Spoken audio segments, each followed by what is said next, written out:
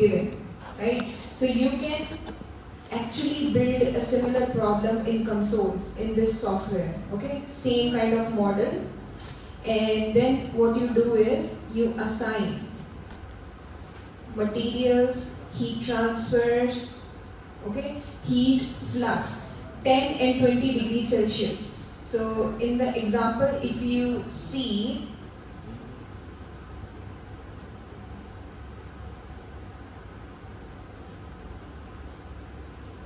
(20°C), the room is maintained at 20 degrees Celsius.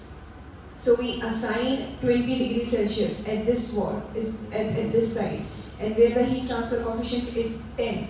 Heat transfer coefficient is 10. Okay? And then on the other side, this is one side of the wall, this is other side, this is this side of the wall. We assign 40 heat transfer coefficient and the temperature minus 10. So we assign 40 heat transfer coefficient and temperature is minus 10. Okay?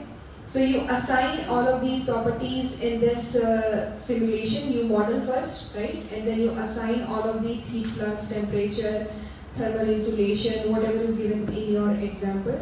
And then you solve it. And when you solve, you can see the temperature.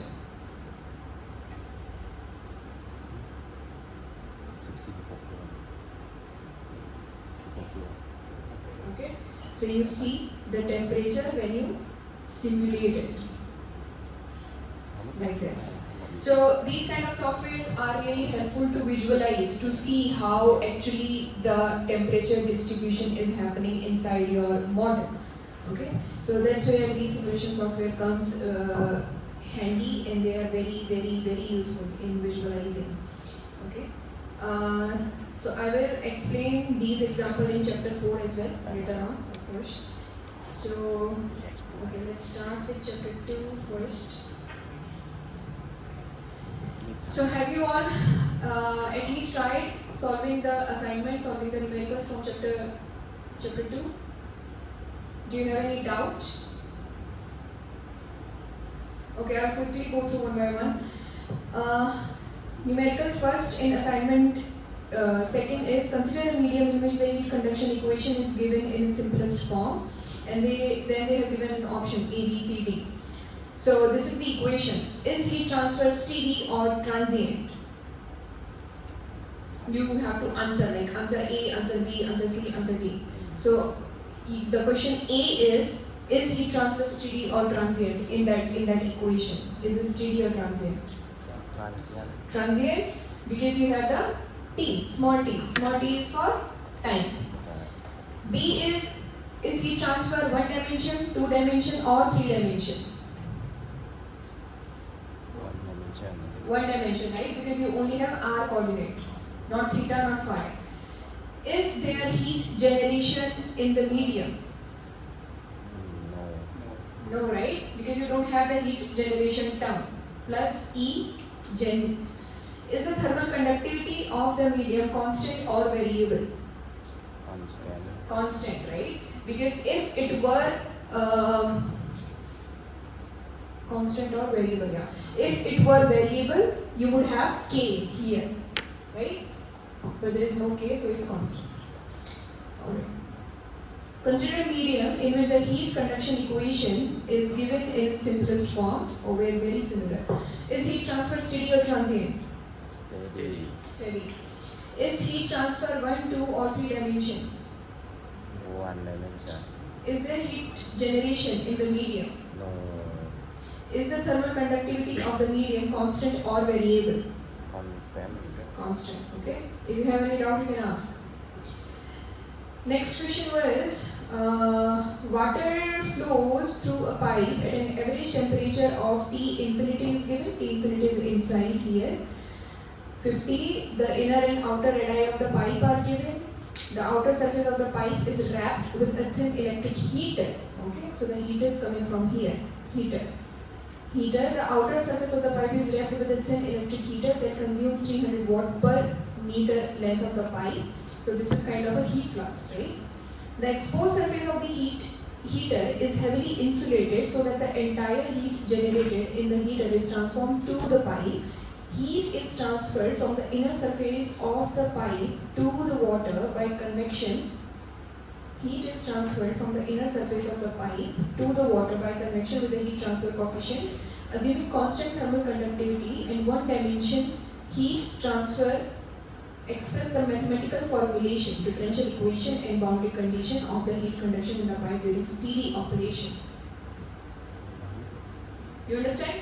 You do not have to solve the equation. You just need to read the question and understand which differential equation is applicable, and then also the boundary conditions, right? So first it's a cylinder, right?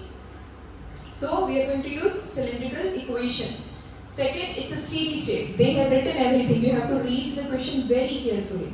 Okay, it's steady state, thermal conductivity, heat is transferred by to the consuming, constant thermal conductivity, okay, constant thermal conductivity, one dimension, right?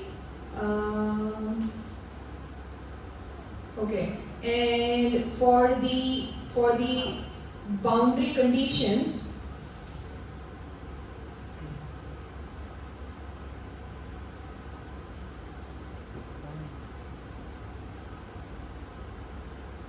heavily insulated. There is an insulation boundary condition, and this heater is giving constant heat to it, right? So heat flux boundary condition. Any doubts in this numerical?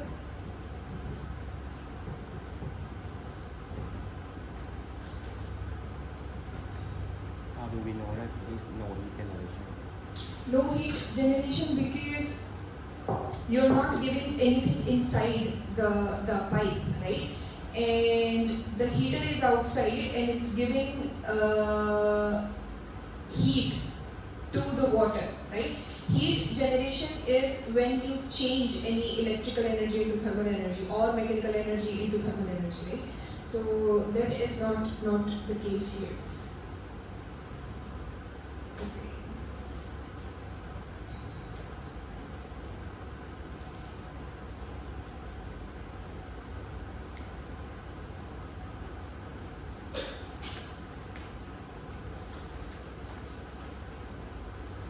There is one more boundary condition that you can write, which is convection. Because it is saying exposed surface of the heater is heavily insulated, so that the water, it is transferred from the inner surface of the pipe to the water by convection.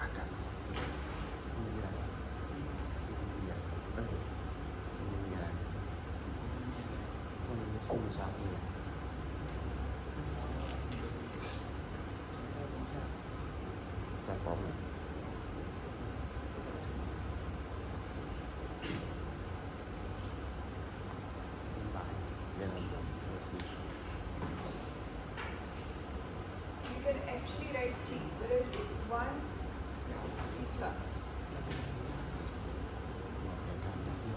Right?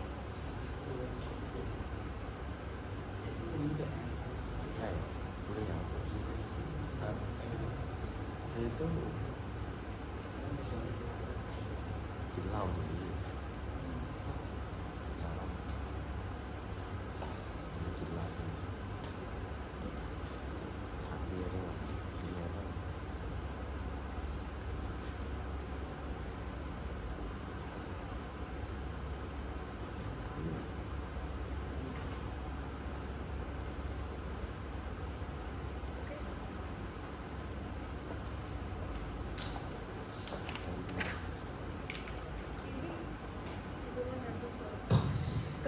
large pane of thickness 0.3 meter, thermal conductivity is given, surface area thermal conductivity is given, it means it's constant. Surface area A is given, left side of the wall at x equals to 0 is subjected to a net heat flux. Okay, while the temperature at that surface is measured to be Ti 80 degrees Celsius, assuming constant thermal conductivity and no heat generation in the wall. Express the differential equation in the boundary condition for steady one-dimensional heat conduction through the wall. Obtain a relation. We also have to solve it. Okay. Obtain a relation for the variation of temperature in the wall by solving the differential equation. Evaluate the temperature of the right surface of the wall at x equals to L. First, you have to write down the differential equation and boundary condition. Second, the B part is saying you have to solve that differential equation using the boundary conditions. Okay? And the third C part is asking temperature at coordinate L. Okay? At length L. So,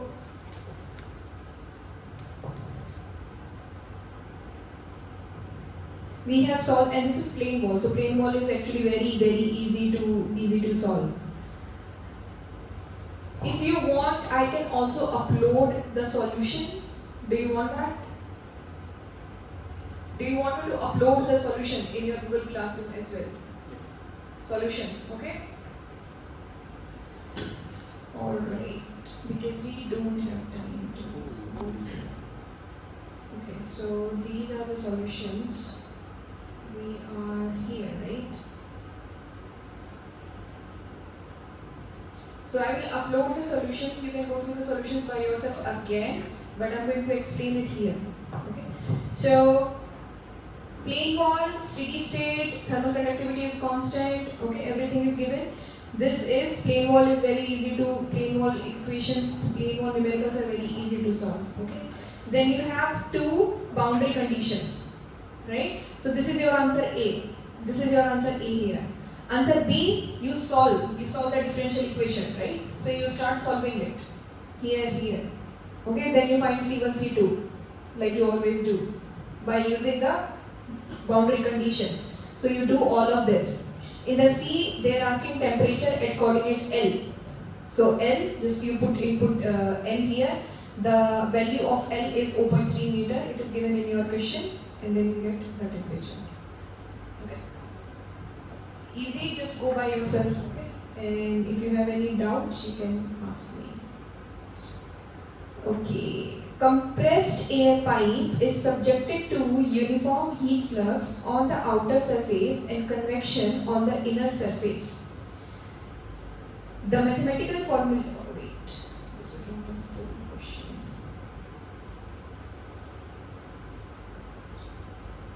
When a long section of a compressed air line passes through the outdoors, it is observed that the moisture in the compressed air freezes in cold weather, disrupting and will completely blocking the airflow in the pipe. To avoid this problem, the outer surface of the pipe is wrapped with electric strip heater and then insulated. Okay, this is insulation here. Insulation boundary condition. Consider a compressed air pipe of length 6 meters. Okay.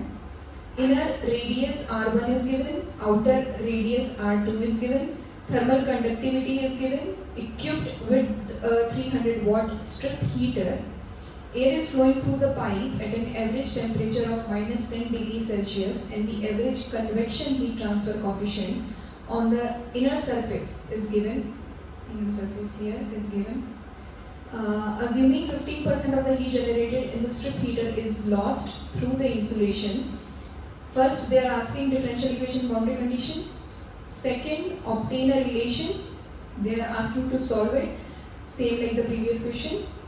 In the pipe material by solving the differential equation. In C part, they are asking evaluate the inner and outer surface temperature. Okay. So.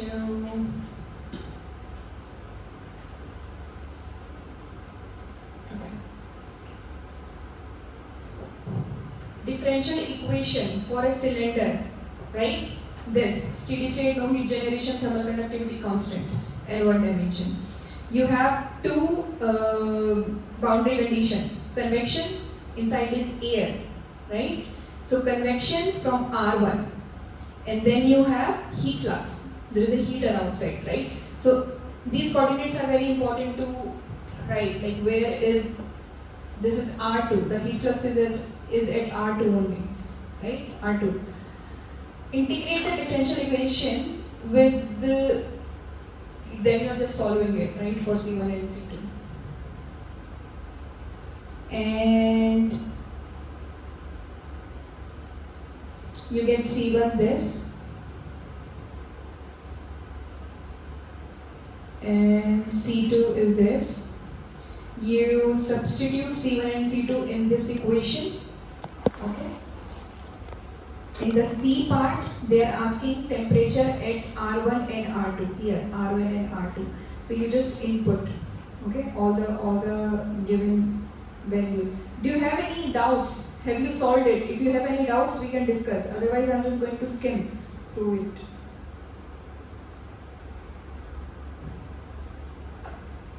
Next question was a 2 kilowatt resistance heater wire with thermal conductivity.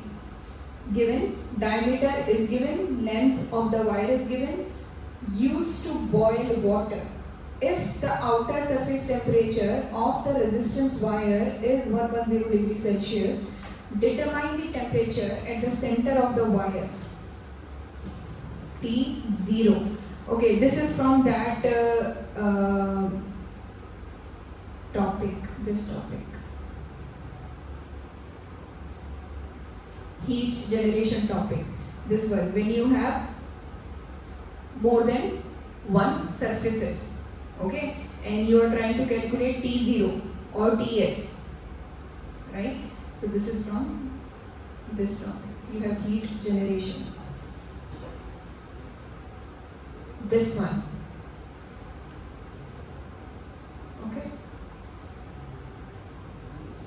And the last question is, so this one, there are no values given, right? So when you are solving for C1 and C2, I think you asked me, right, a few days back, how to solve this C1 and C2. Was this the question? So anyways, you don't have the values given, you don't know T0, T1, but you are solving for C1 and C2, right? So what you can do is, you get one C1 in form of C2, okay? So like this C2 is in form of C1, right? You get this, and then you just input this C1 value here, okay? So you get one equation, C2 in form of C1, right? And then just input in that equation, okay? There are no values, so you don't have to solve it. But once you have C1 and C2, you try to solve it one in respect to other, okay? All right. I will upload this later, okay, on your classroom.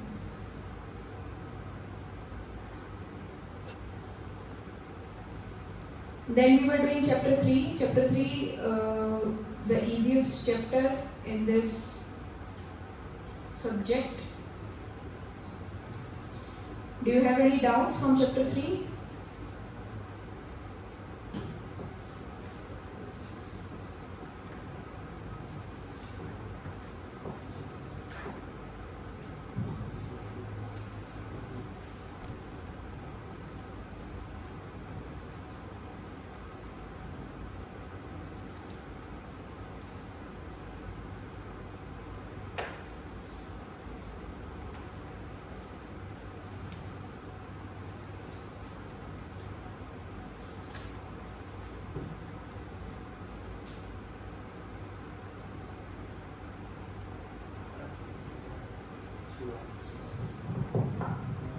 What does the thermal resistance of a medium represent?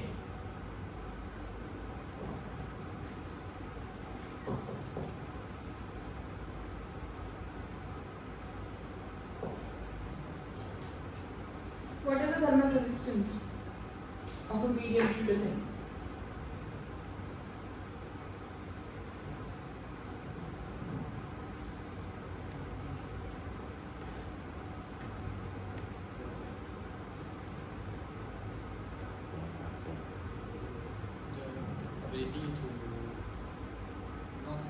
change heat temperature.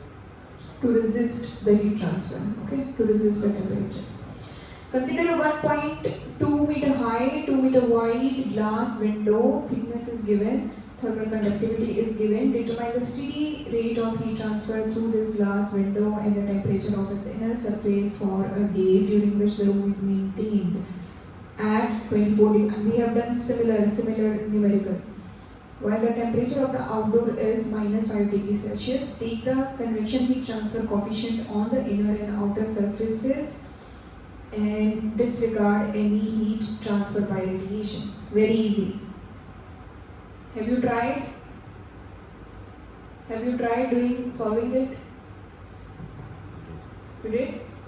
This is very similar to one of the examples that we did. Okay?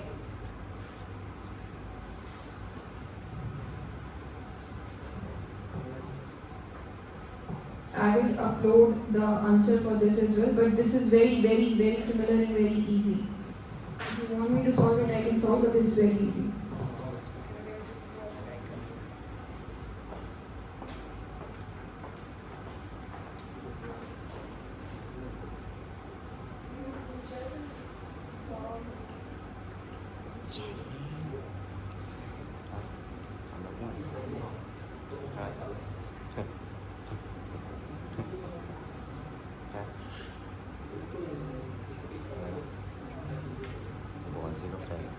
ซื้อกาแฟแล้วอยากกินกาแฟ There will be two connections, this connection, and this conduction, right? So your R total will be H1A, AA, H2A.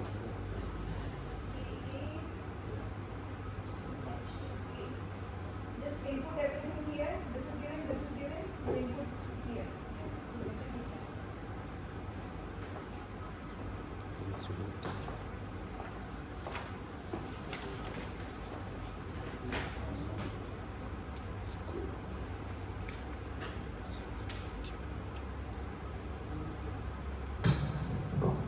This also we have done very similar to one of the examples that we did. Consider a 1.2 meter high, 2 meter wide double pane window consisting of 2-3 mm thick layers of glass separated by 12 mm wide stagnant air. The air is stagnant, so there will be conduction, okay, through the air.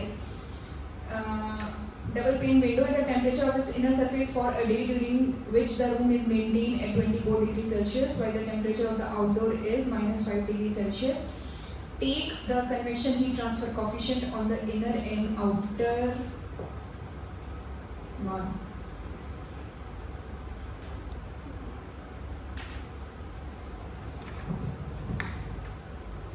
This is from your heat transfer edition 2.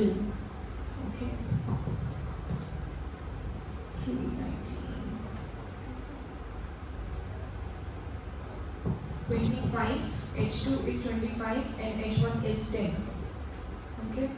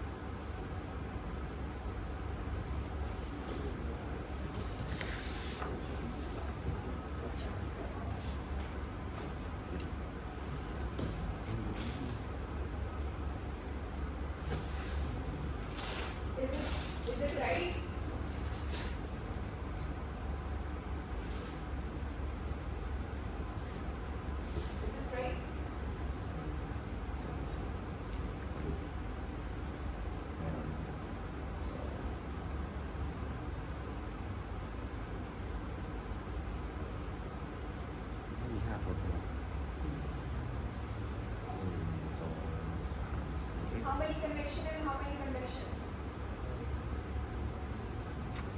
2 convection or 1 2 convection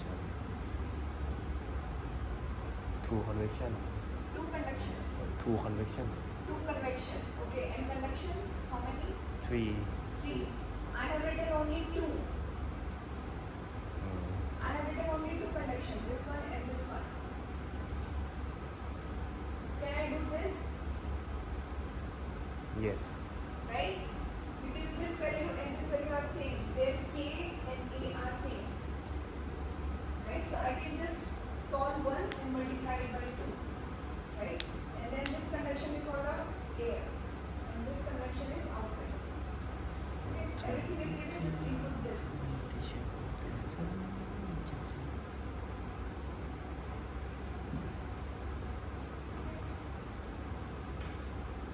Or if it's very confusing, just add one more. statement connection And this question is also asking temperature at T1 surface. Here.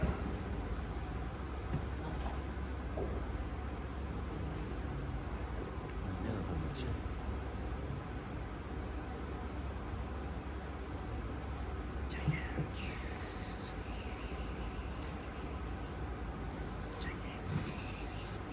T infinity 1 is given 24. Our convection 1 is 4.0417.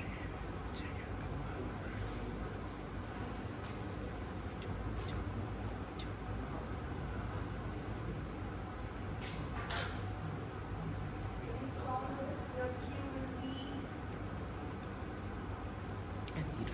Can I use this Q here? อีกฝั่งเลยจะ When I'm calculating the temperature for T1, can I use this Q?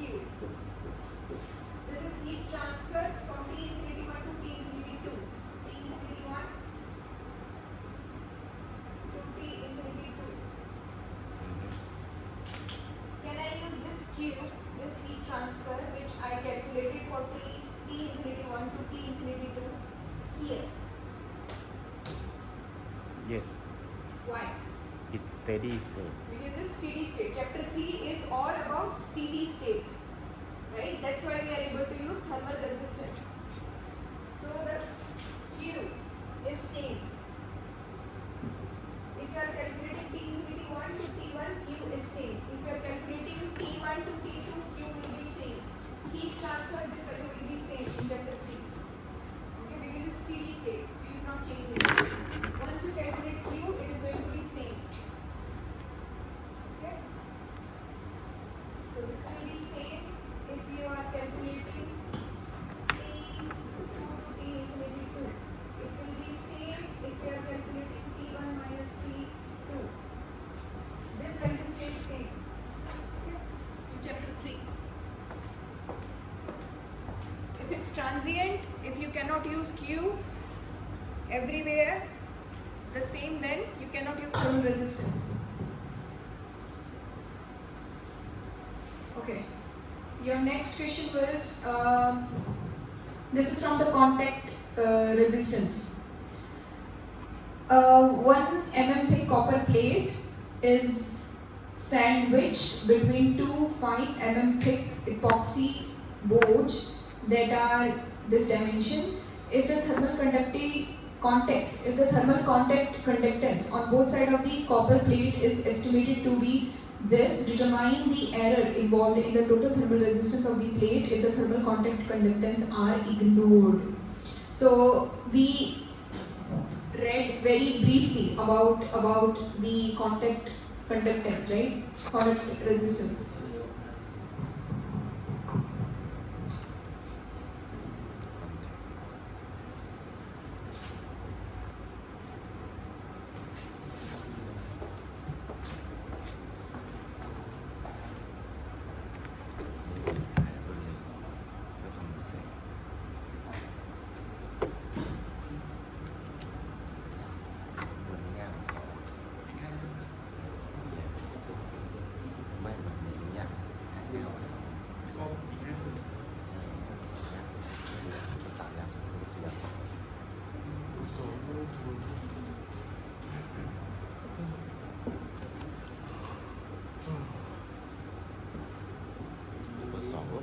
จับได้อยู่จับโลจิกได้อยู่ต้องไปอ่านเทค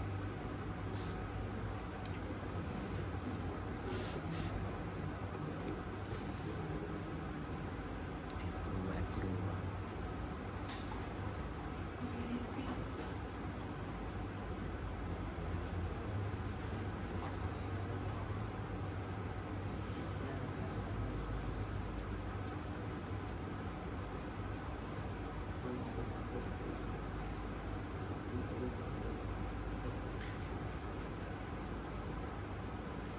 So this is a copper plate, right?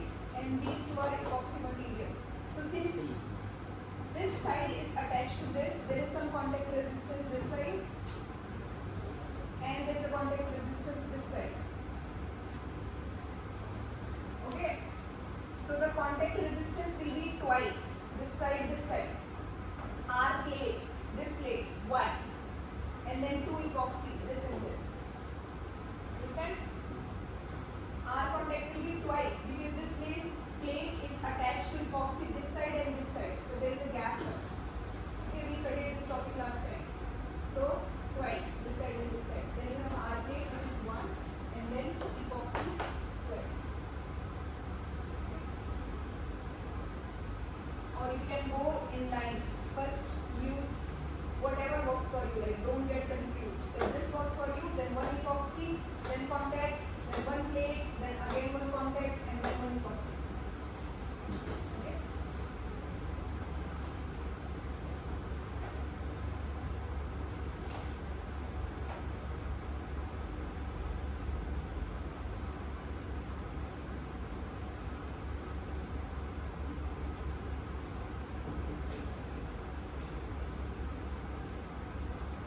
Contact resistance happens because of the air gap, right? When you are attaching two materials, there is some air gap.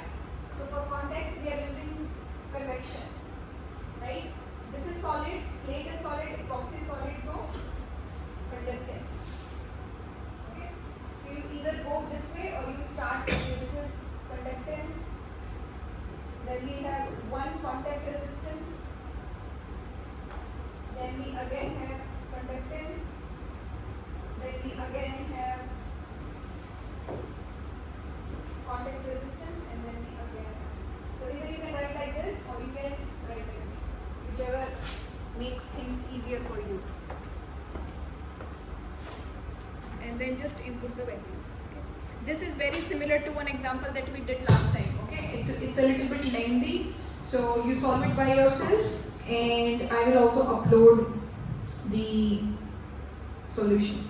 But this is very similar to this example that we did.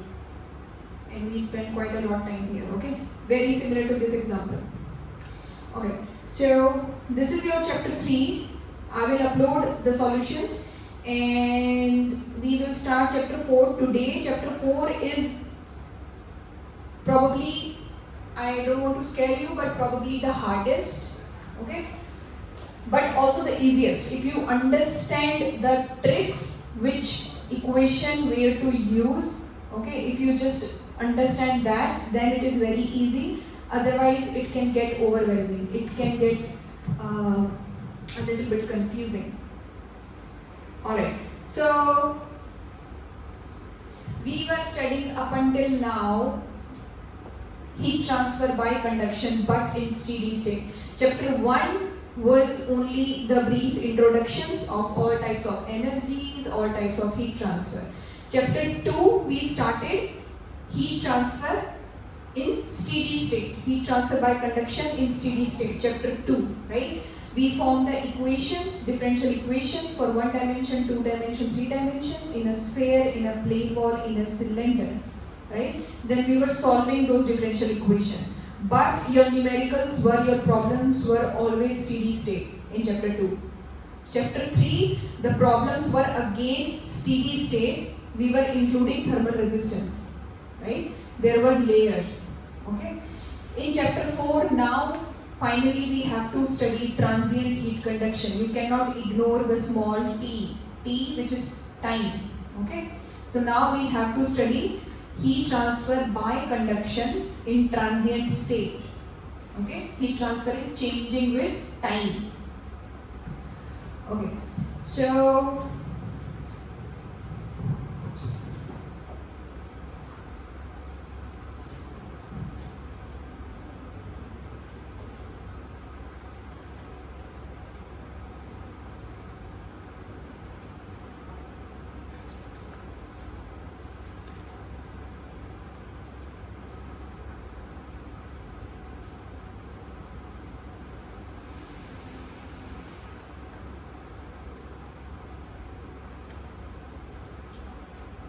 So we are going to study heat transfer, transient heat transfer by conduction in two types of system. Two types of system. One system is lumped system, okay, and the second system is all other kind of system in the universe. What is a lumped system? Lumped system is a system where the temperature inside the material is changing with time, of course, but it is same everywhere. How?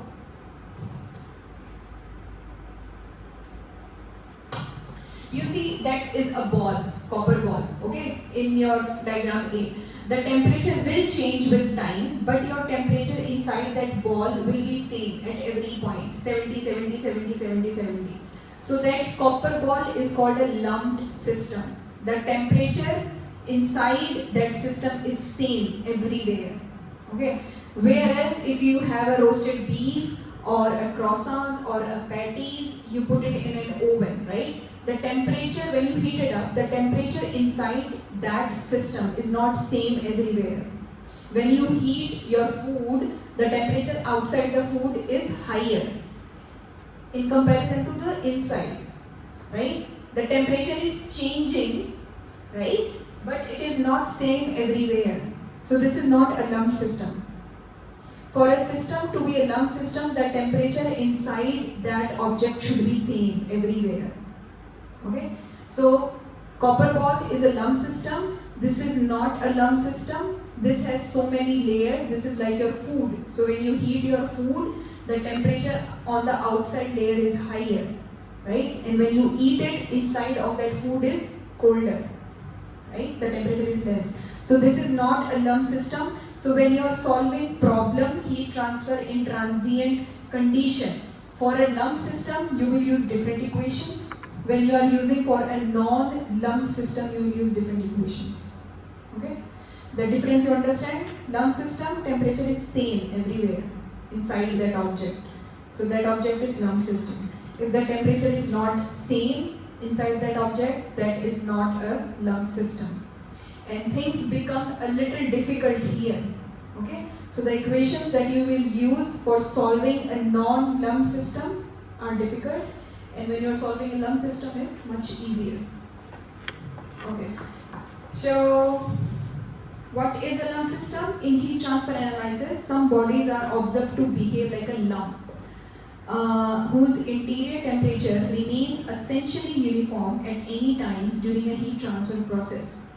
Heat transfer analysis that utilizes this idealization is known as lump system analysis.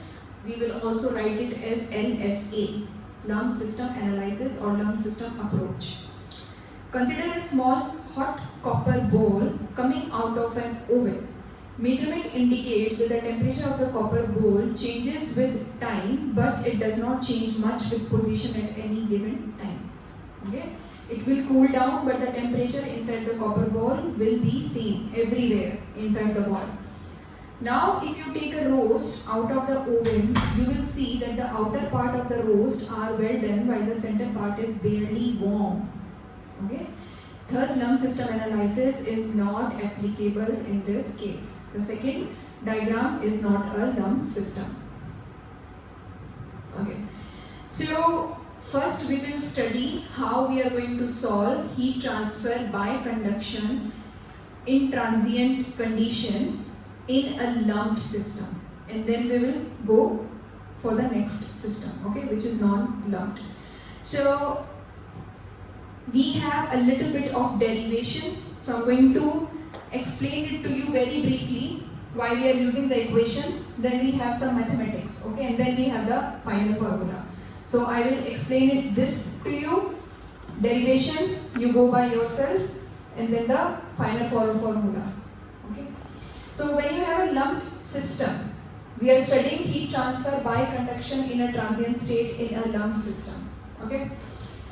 So if you have a ball, right? Consider a body of arbitrary shape of mass m, volume v, surface A, density r, specific heat Cp, initially at a uniform temperature Ti.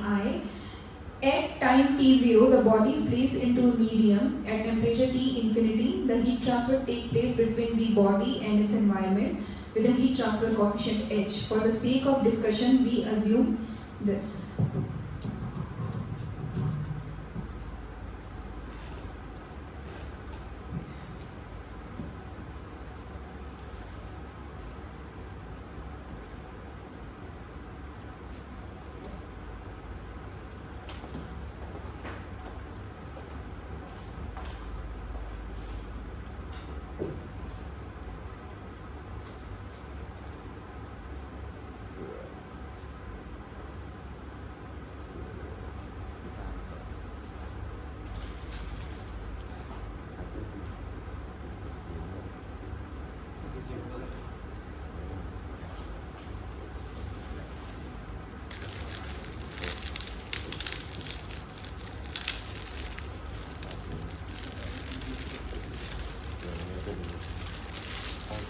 ป้องกันที่ทันเฟิร์ม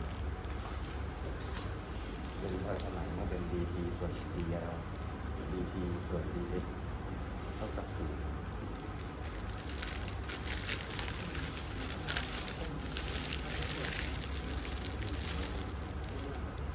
ลดเลยไม่รู้ใส่ไม่รู้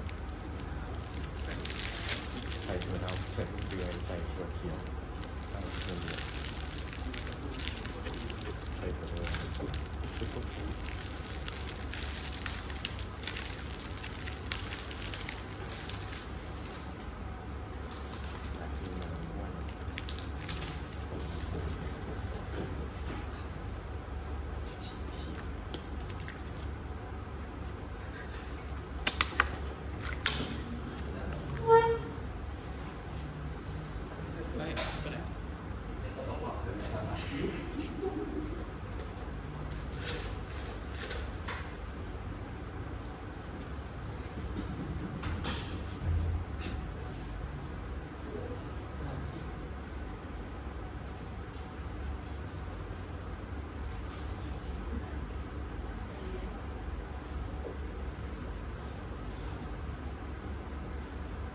So now we need an equation to solve heat transfer in a lumped system. Lumped system, inside that system the temperature is same everywhere. This is not a lumped system, temperature inside the body is changing, is varying. Okay. So we will first develop equation for solving heat transfer in a lumped system. This thing. Okay. So this example is saying, let's suppose you have a ball or any object. Okay. Outside temperature is T infinity, inside is Ti. Let's suppose T infinity is greater than Ti, so the heat transfer is happening in this direction. Understand? This is air, outside is air. So the heat transfer from air to this object will be by conduction or convection. This is air. The temperature of the air is T infinity is higher.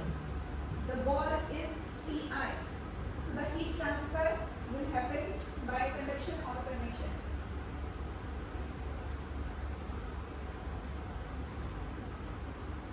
From air to the ball. Convection, right? Okay.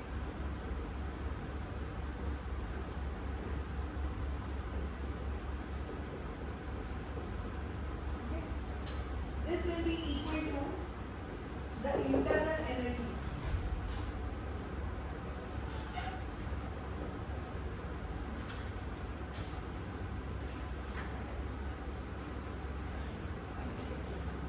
We are not writing conduction here.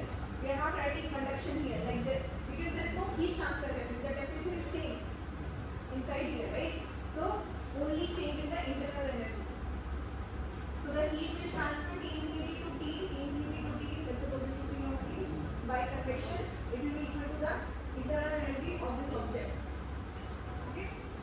Then you have a little bit of derivation. Alright, we solve this.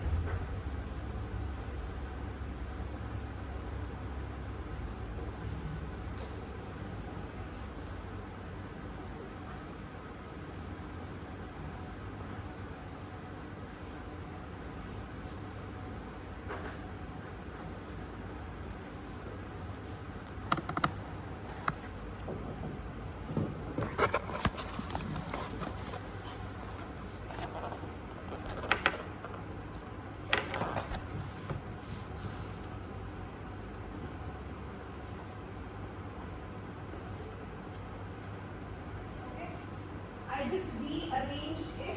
I input in place of m, rho v, masses, let's make the volume, right? Then you do a little bit of mathematics and you will get this in the end.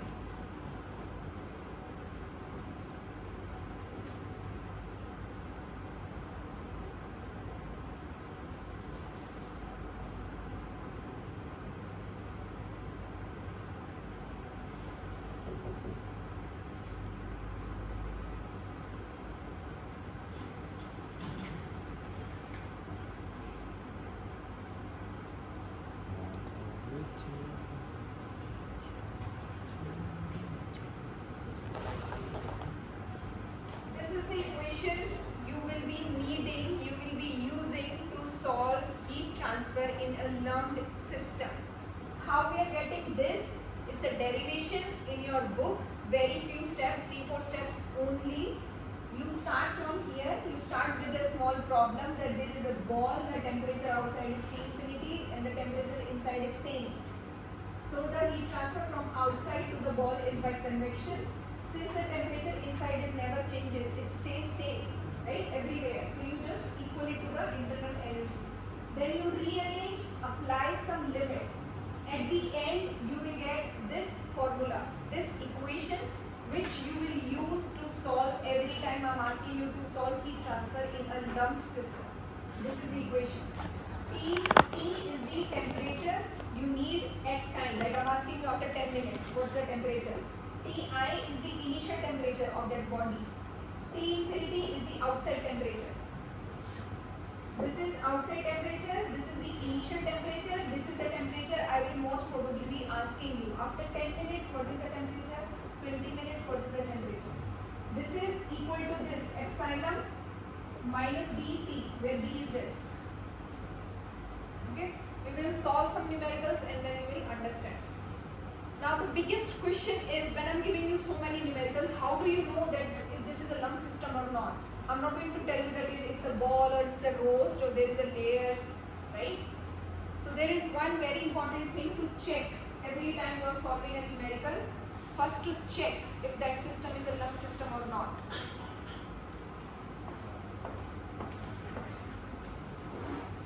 This is the few steps, okay? You rearrange and you get this at the end.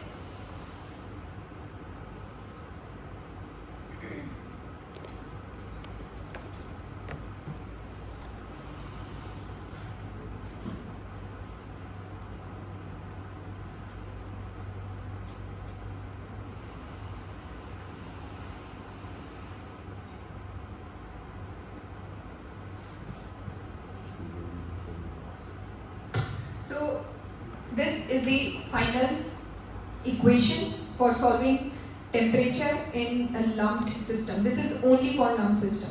Okay, you can make some observation through this equation that when this B is increasing, that means the heat transfer is higher. Okay, your lump system will approach the outside temperature very fast. Okay, this is just some observation you can make from this equation. Alright. Okay, now I'm telling you that this is a very small body, right? It's just a ball. So you can just assume it as a lump system. But in your numericals, they are very complicated objects. Sometimes it's a body, sometimes it's a meat, sometimes it's a ball. So how do you know that if it's a lump system or not. It's not going to be always a simple ball, right? So there is one criteria you have to check every time in order to understand if that system is a lump system or if you can use that equation or not. So that criteria is you always have to calculate this number, which is called Biot number. Okay? Before solving any numerical, first calculate Biot number. If the value of Biot number is less than 0.1, that system is a lumped system and you can use that equation.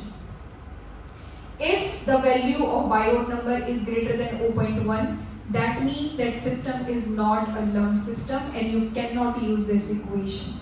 Then you will use different equations that I will tell you later. Okay? But first, you always calculate Biot number.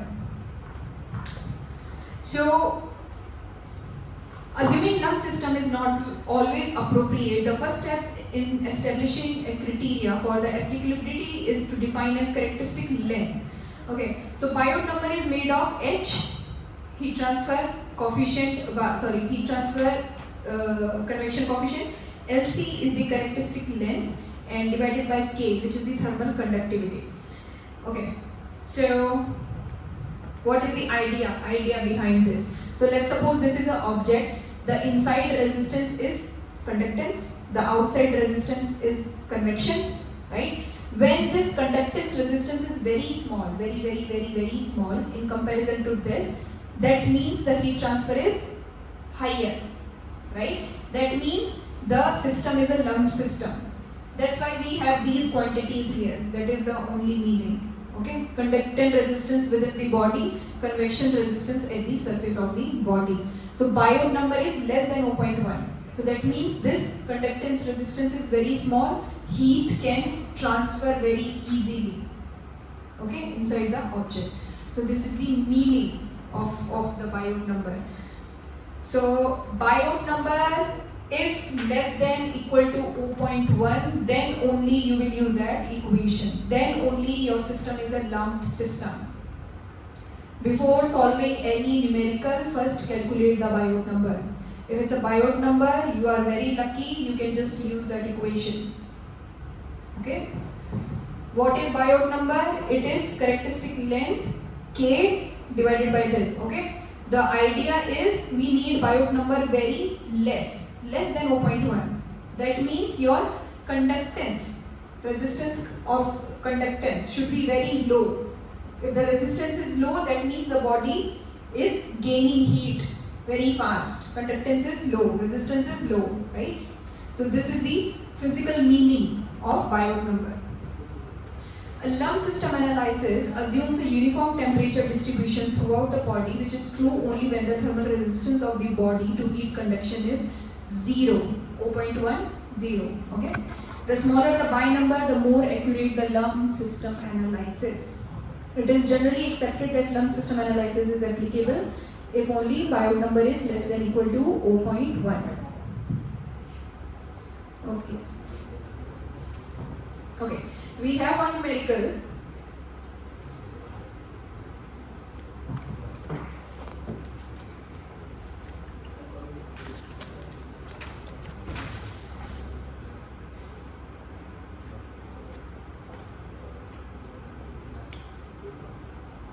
The temperature of a gas steam is to be measured by a thermocouple whose junction can be approximated as 1 millimeter diameter sphere. Okay. In your exam, please write down the area, the volume of objects, sphere, circle, rectangle, plane wall, everything. Okay. Thermal conductivity is given, density is given, specific heat is given, convection heat transfer coefficient between the junction and the gas H is given. Determine how long it will take for the thermocouple to reach 99% of the initial temperature. Okay. So you have one numerical.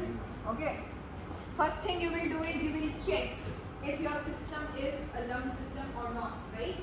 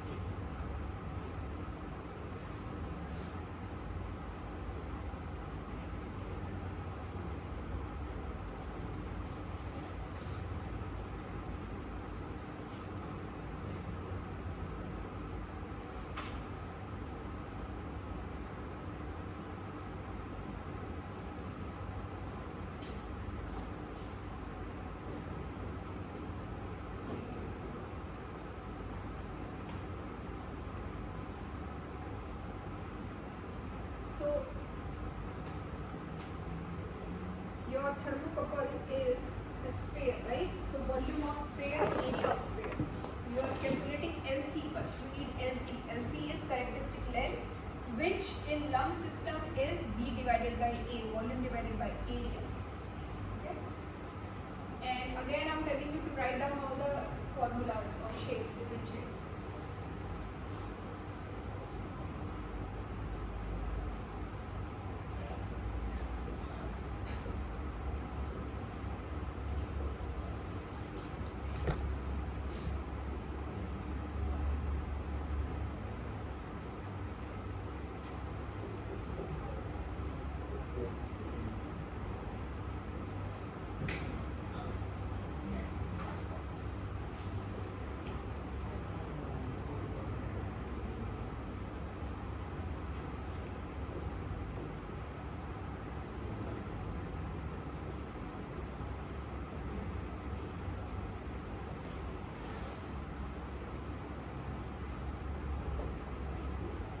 So your value of Biot number, this is called Biot number.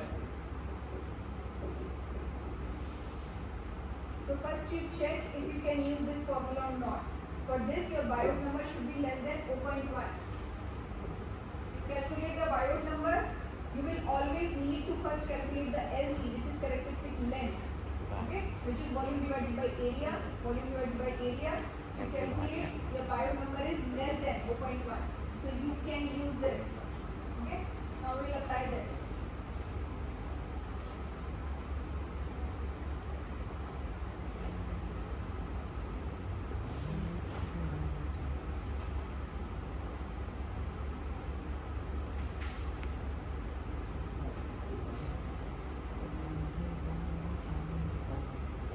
Check if the system is aligned. If you read the question, it is a little bit confusing.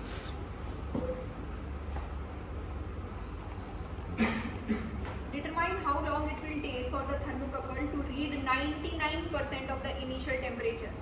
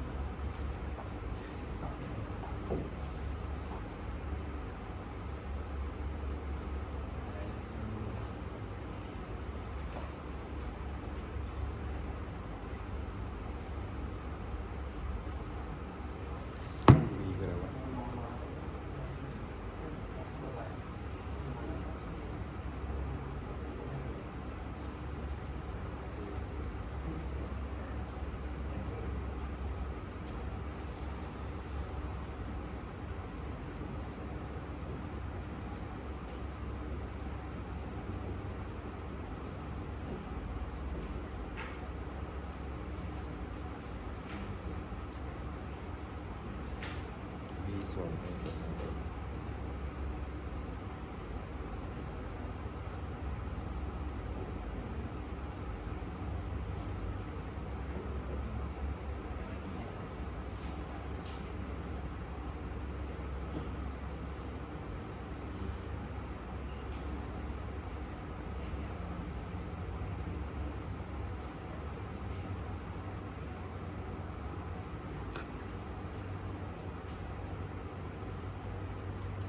คือในเรื่องของเรื่องกลุ่มเพื่อนขายดีจนไหมครับแต่แล้วลูกค้า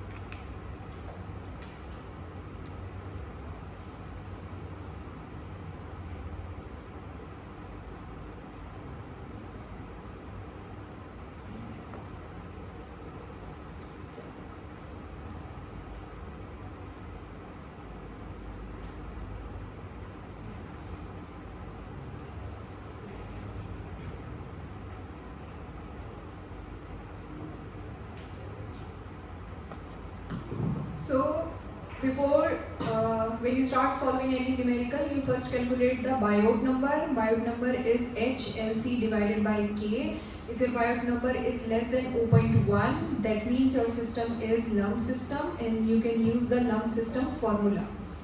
Okay. In this question, they are asking how much time it takes for the thermocouple to read 99% of the temperature. So 99% of the temperature, we assume initially the temperature was 0, the last temperature is 100 and the thermocouple has read 99. Okay, so how much time? Time is small t. Okay, so we calculated small t there. The value of B here is HAC divided by rho CPV. Okay, you input everything and you get the answer. So this you try. Okay.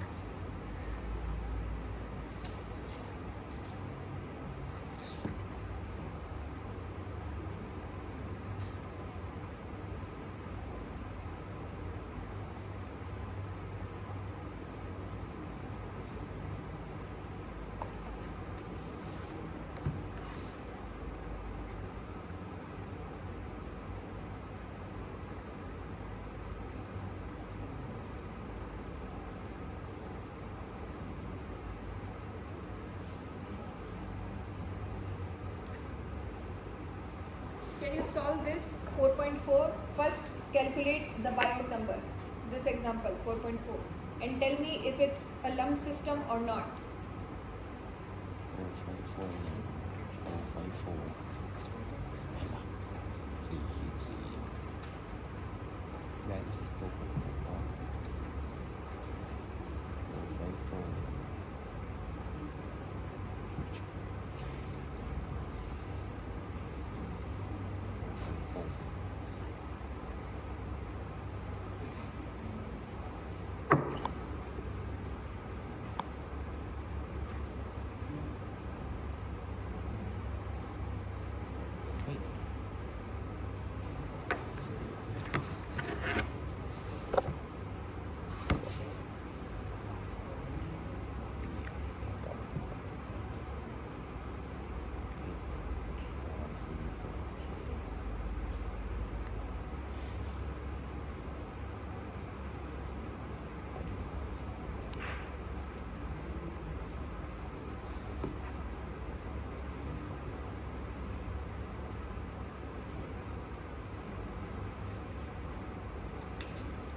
maybe this if you want to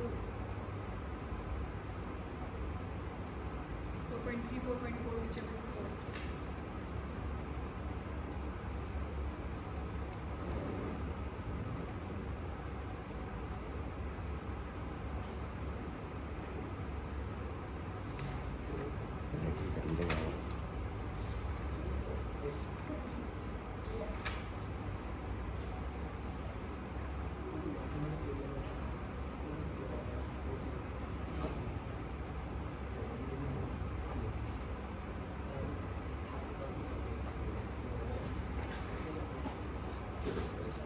surface area ของคลิป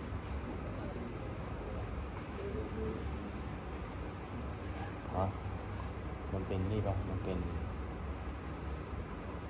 มันหาอะไรsurface area ข้อสี่สี่คืออะไรจำไม่ได้สองด้านนี่ไงมันเป็นแนวเหรอได้แหละกว้างคูณยาวคูณสูงก็2 คูณ 2 คูณ 4เนี่ยนี่ปริมาณเนี่ยอันที่เป็นแอเรียก็อะไรวะ2 คูณ 2 2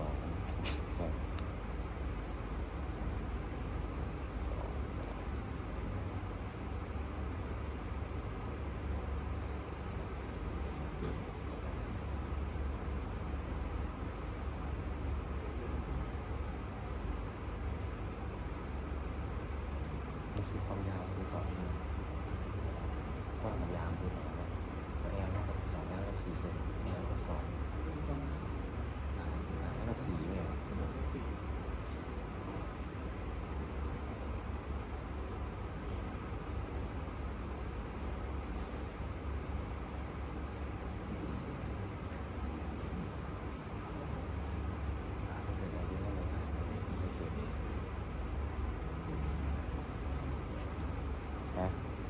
ใช้สูตรนี่ไง BI แล้วกับ HLC ไปออนนัมเบอร์มา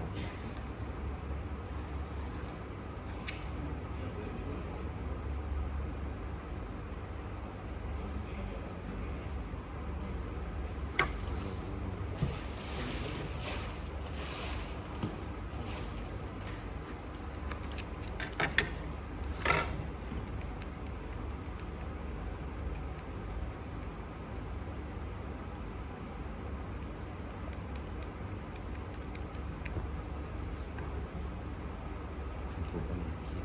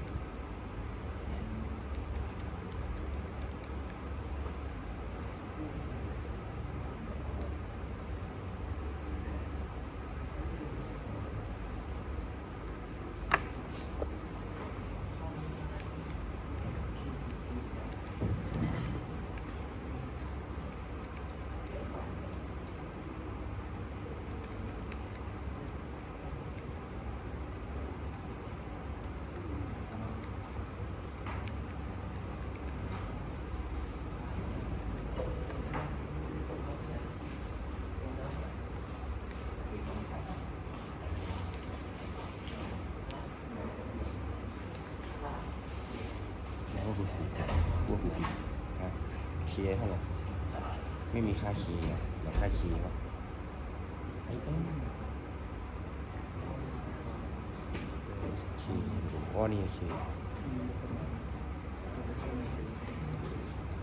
แต่ค่าเคลียร์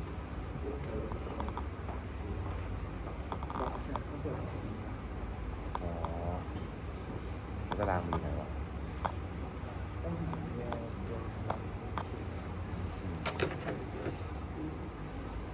อะไรนะเคร bus heat transfer ชื่อว่า conductivity constant ใช่ไหม ถั่วนอกจืด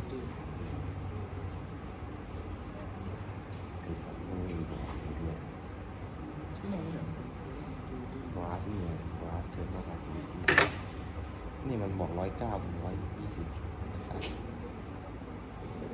เลขโคตรตรงอะเขาทำก้อนไหนก่อนเขาไม่ได้บอกให้เนี่ยเขาไม่ได้บอกให้หาก่อนเขาไม่ได้ให้มาหรอก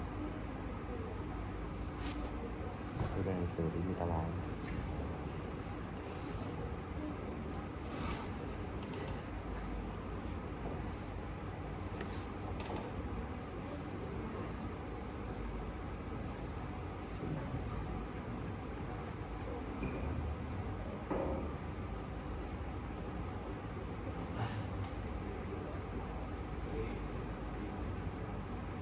111นี่ได้ไหมก็ซื้อกุยเลย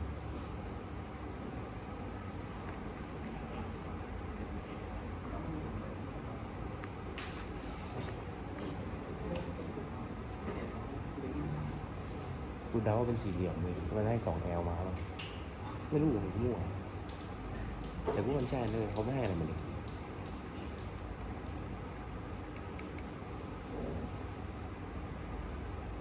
What is the value of biot number? Is it less than 0.1? Formula for biot number is HLC divided by K. LC is your characteristic length, which depends on the every shape. Since this is a wall, the LC is volume of wall, area of wall. If it's a sphere, volume of sphere, area of sphere. If it's a cylinder, volume of cylinder, area of cylinder. Okay, volume of wall LHA, area of wall HA. Okay, so the L, the length which is given is L, characteristic length. So you just input L, H is given, K is given. Calculate and tell me what is the biot number. เค111หนังสือมันบอกมาหนังสือยูซุปบอกมาหนังสือมันบอกมายูซุปก็บอกนี่ยูซุปบอกแอลเท่าไหร่แอลรอบเสียว 0.02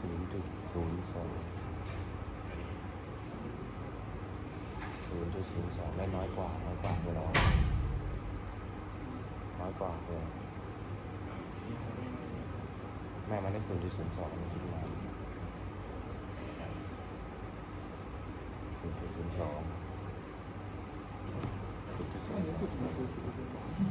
ฮะไม่ใช่คิดมาแล้วนี่คิดมาแล้วว่า ไม่ถามว่าเธอมันคือคนก็ได้เฟซมัน เป็น คือ2ก็คือแล้วก็1แล้วก็1 มันก็คือ1มันเป็นอะไรวะเป็นล้ำหมดไม่ใช่ลืมแล้วก็0.1ไปแล้ววะ2ใช่ป่ะน้องมีอะไรกันบ้าง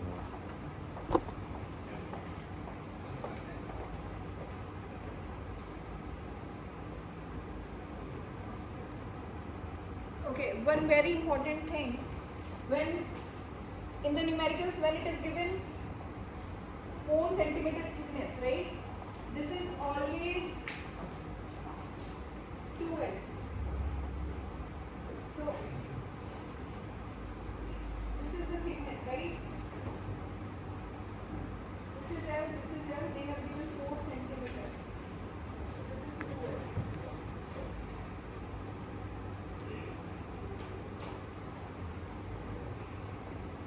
H is given.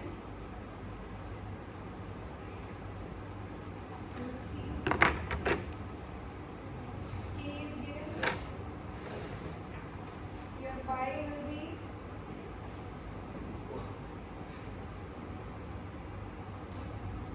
which is less than 0.1, so you can use the lumped system.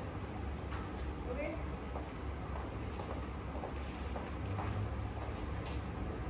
Now try with this example 4.3.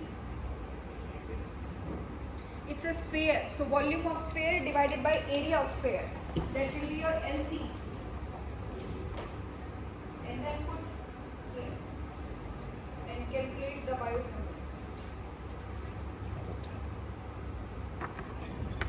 ไมมันไม่ใช้นี่วะ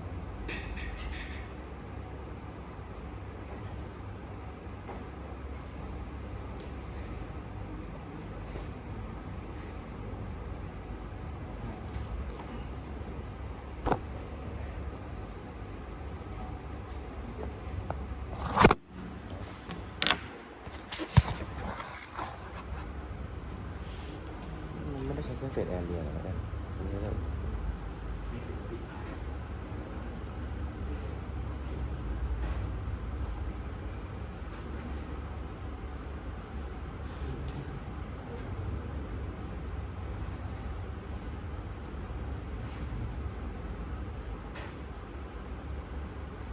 This will be your LC when the system is a sphere. So calculate calculate LC. H is given, K is given. Tell me the value of Y. If it's a lump system or not.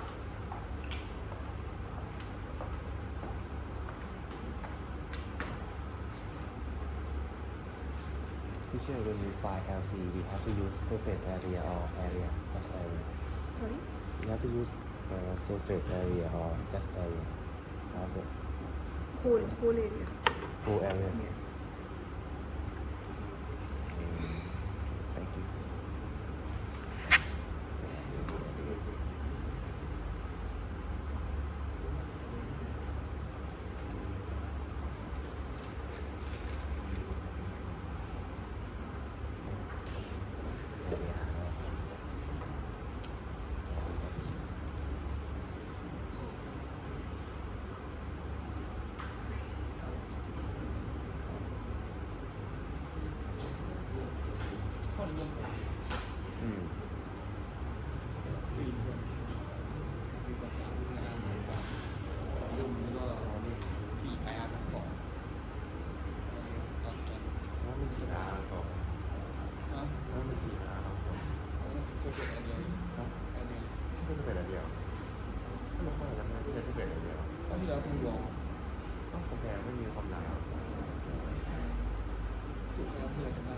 B ส่วน A ไม่ B คูณ A อย่างนั่นแหละHคูณ A คูณอะไรเอ๊ะคูณเหรอ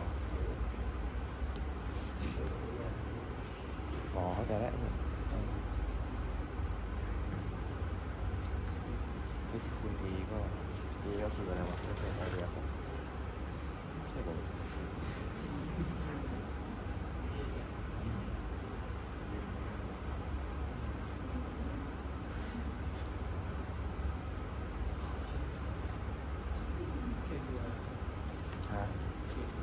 connectivity Is it a lump system?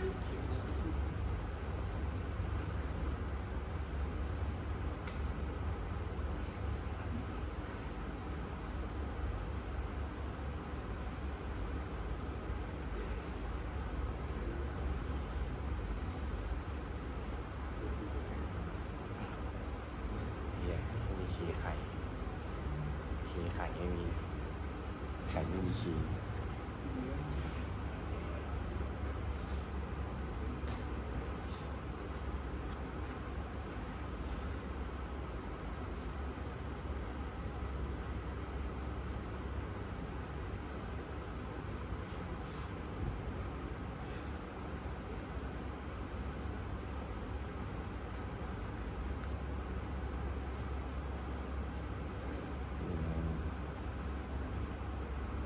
แอนมีด้วยไข่ของไข่มีเทอร์โมคอนดักติวิตี้เท่าไหร่วะ 0.58 นะมีจริงเหรอวะพี่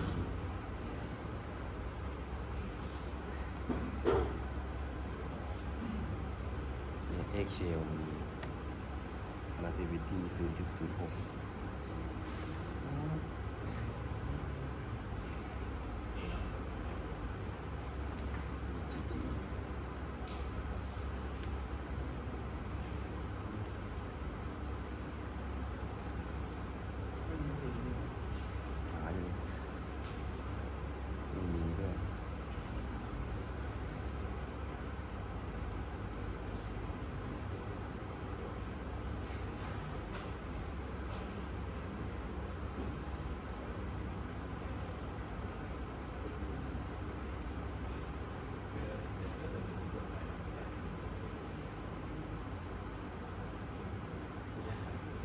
อแล้วอันไข่มีค่า K 0.627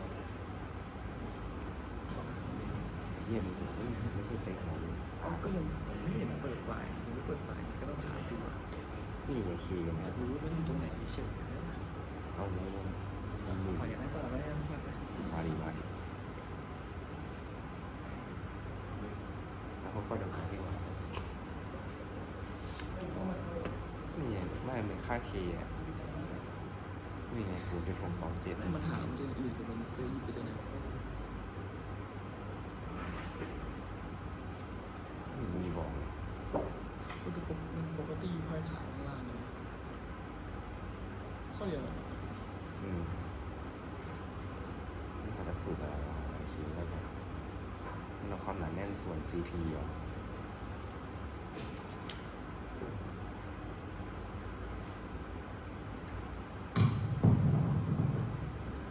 ที่ฉันข่าวไปฟัง K is not given. No.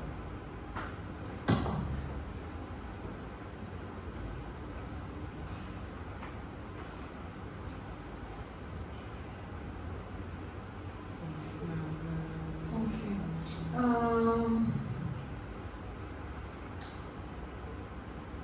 They have used the conductivity of water because egg is 74%, water content of egg is 74%. Okay. K is this 0.627. So in your, like I said, value of K, absorptivity, diffusivity, if it's not given in your numerical, it is at the back of your book.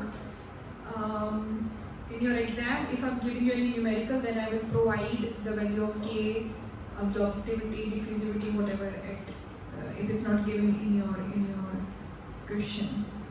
Okay, so the value of K is this. They have used the value of water.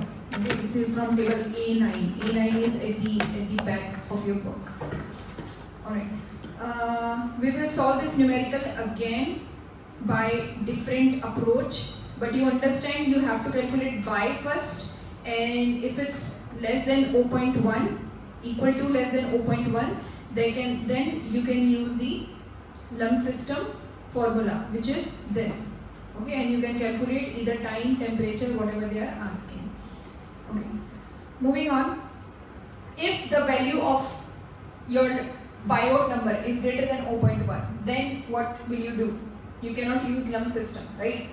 In that case, you will use other formulas, okay? And those formulas are for a plane wall, for a cylinder, for a sphere. In your textbook, they have derived it only for plane wall, cylinder and sphere. They have directly given you the equation. There is no derivation, okay?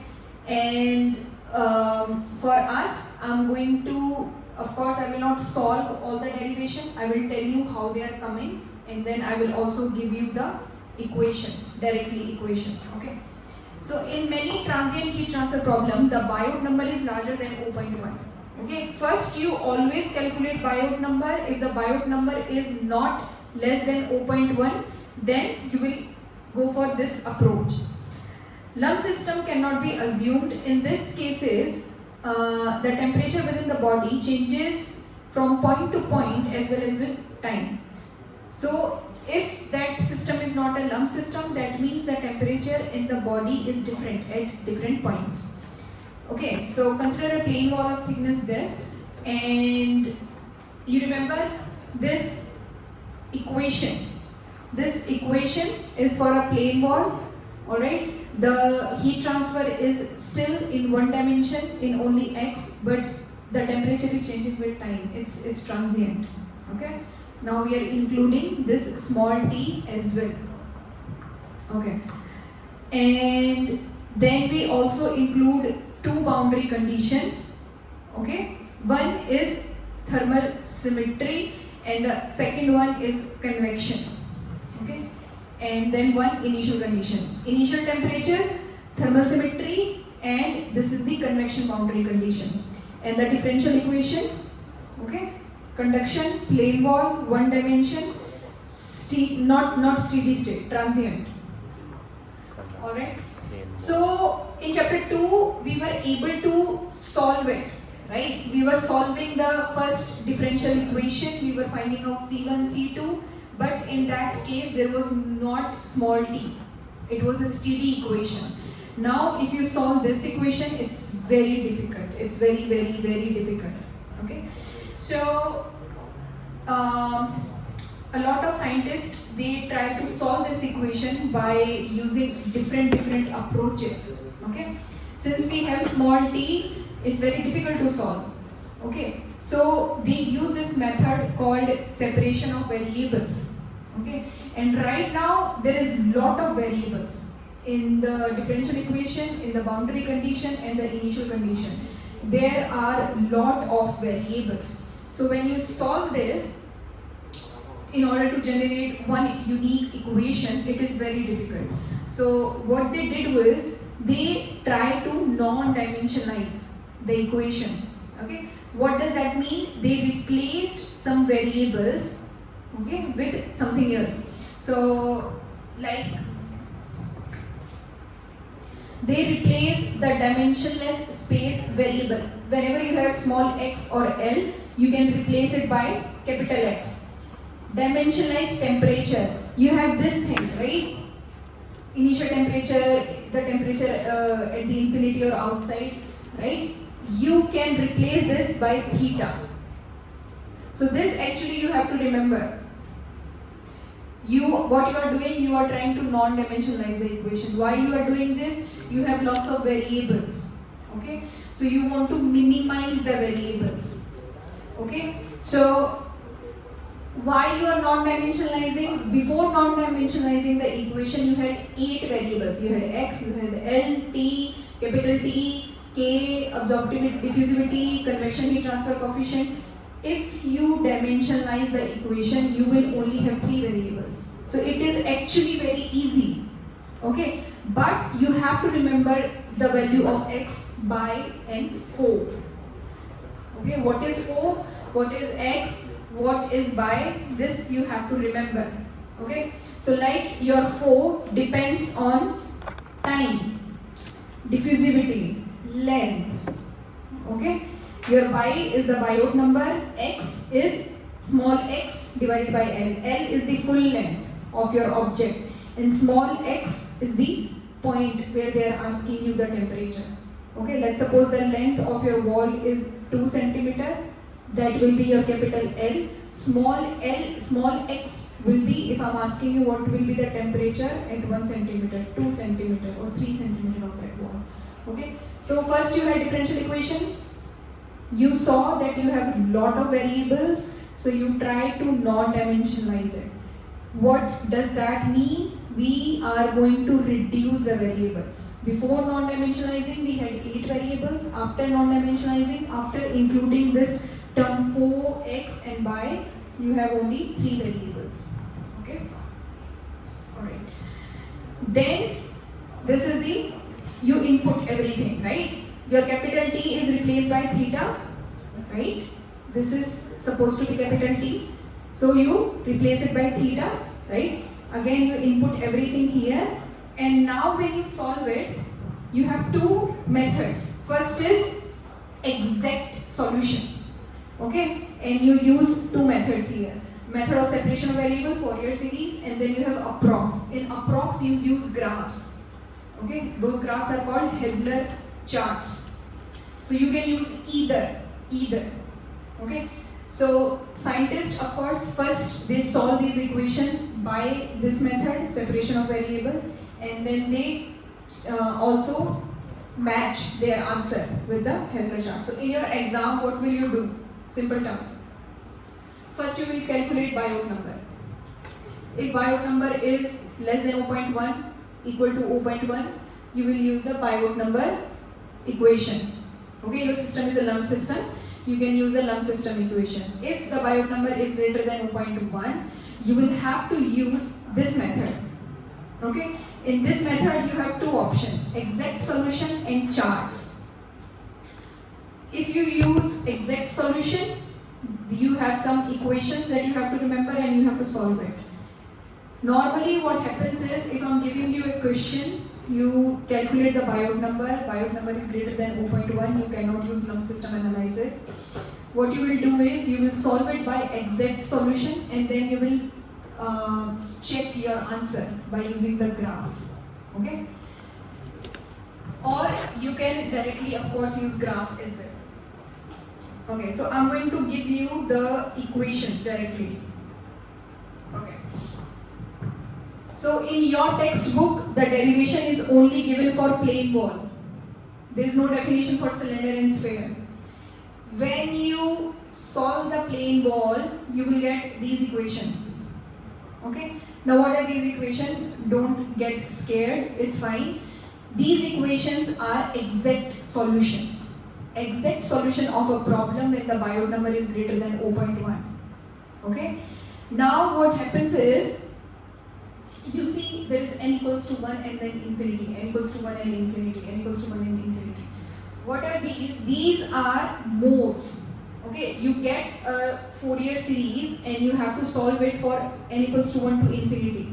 Thankfully, in most of the cases, you can only solve it by n equals to 1. It means you can just use one term approximation.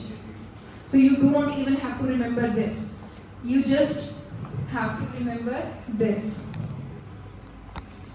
This is the same equation. You just input n equals to 1 here. This is an. This is an. You input just 1 here, 1 here, 1 here, 1 here. Okay? Again, I'm repeating. First you have a numerical, you calculate Biot number less than 0.1, you use the lump system equations. Biot number is greater than 0.1, you see if your problem is a plane wall or a cylinder of a sphere. If it's a plane wall, use this equation. If it's a cylinder, use this equation. If it's a sphere, use this equation. Okay. Now, if I'm asking you temperature at the center, okay, at the center of the wall, then what will happen? This will become 0. Okay. This will become 0. If I'm asking you temperature at the center, this becomes 0, cos 0 is 1. Right? So this equations will change into this. If I'm asking you temperature at the center of the wall, center of the cylinder, center of the sphere, so those equations will change into this. So you only have to remember this equation. Okay? Then I'm asking you temperature at the center, you just input 0 in place of x. Okay? And then these equations will change into this. Center of cylinder, center of sphere. Okay. Now, you see there is a term A1. There is a term lambda 1. What are these? So these again, there is a table in your book, table 4.2 and 4.3. So the value of A1 and lambda 1 are given here. But how will you read? How will you read these tables? For a plane wall, lambda 1 and A1 is given, for a cylinder and for a sphere. Okay? If you want to calculate, if you want to have the value of A1 and lambda 1, first you calculate Biot number, which you anyway have to calculate to check if your system is lump system or not. If the system is not a lump system, the value of Biot number is greater than 0.1, you check what is the value. Okay? At that value, what is the value of lambda 1 and A1 for the cylinder, for a sphere? Once you have the value of A1 and lambda 1, input in those equations. Here, A1 and lambda 1. Calculate the Biot number first and then check from the table what is the value of lambda 1 and A1. Okay? This table 4.3 is giving you this J0, J1. These are called Basel's function. So you see, in the plane wall equation, you have A1, lambda 1, cos lambda 1. But in cylinder, you have this term J0. Right? This is Basel function. So when you need the value of J0, you look in table 4.2, 4.3. Okay? And when your problem is only plane wall, you don't need J0. Okay? Only for cylinder, you need this value. Alright, we will do numerical and then you will understand. So first thing is you can use this equations. This will give you exact solution. If not this, you can directly use charts. You can directly use these charts to calculate the temperature in a plane wall, in a cylinder, or in a sphere. These charts will give you approx solution. They are not that accurate, of course. Okay? But you can still use the chart. So normally in your exam, what I will ask you to do is, I will first give you the numerical and I will ask you to solve the numerical by approx method. So in the approx method, you have to use the equations. I will also provide you the chart. So once you solve the equation by using the approx method, you can check your answer from the chart. Okay? Alright. This is clear. We will do some numericals now and then you will understand better. So this numerical is in the at the back of your book. Okay? So okay, let's do this. But understand this very carefully. If you understand the numericals, it's easier for understanding the equations as well. So there is a dead body. You found a dead body at 5 p.m. in a room. Okay? Temperature of the dead body is 20 degrees Celsius. When I'm saying the temperature of the dead body is 20 degrees Celsius, I'm telling you the temperature at the middle of the body is 20 degrees Celsius. The temperature of the body is measured to be 25 degrees Celsius when found. Okay? Heat transfer coefficient is estimated to be, okay, so the room temperature is 20, the temperature of the body is 25. The heat transfer coefficient is this, modeling the body as 30 centimeter diameter cylinder. Your body is a cylinder. Okay? Using the lump system analysis as a rough approximation, estimate the time of that person. So they are saying lump system analysis, right? But it's going to be a rough approximation. We will calculate Biot number, of course, but then we will also solve it by approximate method that I told you. Okay? So let's solve it.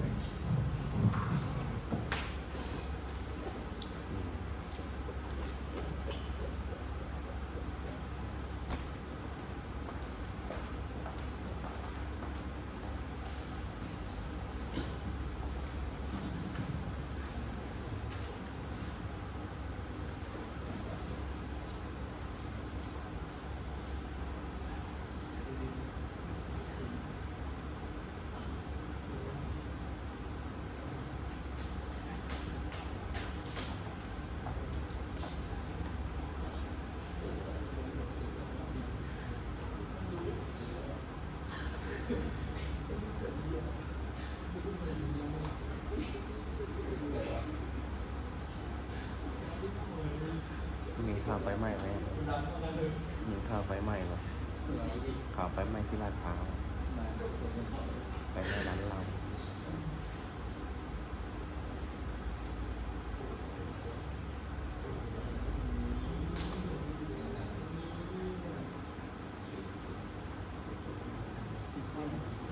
ว่าบางวิศวะมี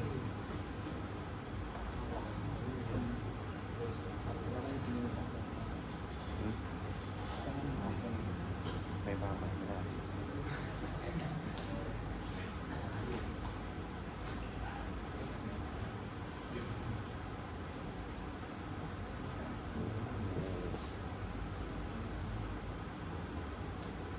When you found the body, okay, when you found the dead body, the temperature was 25 degrees Celsius. Okay, this temperature is T0 at the center.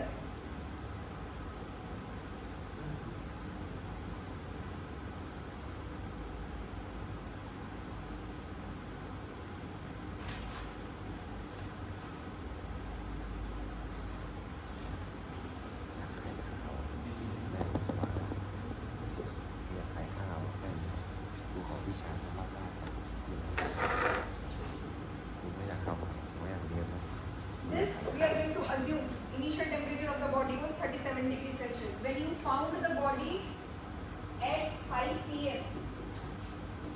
the temperature was 25 degrees Celsius. Length of the body of a cylinder is 1.7 meter. Okay. What else is given? The room. This is the room. Room temperature is 20 degrees Celsius. 20, right?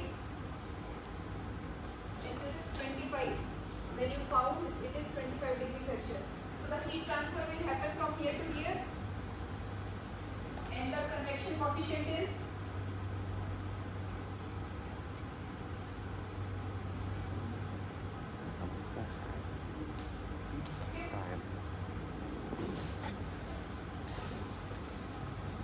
first we will check if our body is a lump system or not. In this example, they have asked you to solve it using lump system, but they have also said that will be a rough approximation. Okay, so first we will check if it's a lump system. They have asked you to solve it regardless the value is 0.1, less than 0.1 or whatever. You first have to solve it by lump system. Whatever the answer is, it's a rough approximation. Okay, it's not the correct answer. So we will also solve it by the approximate method. We will also solve it by the Hessler chart, by the charts. Okay, so pay attention, very, very, very important. Okay, so first we will calculate the Biot number. We have a numerical, we always calculate Biot number first. First thing we do is we check if it's a lump system or not.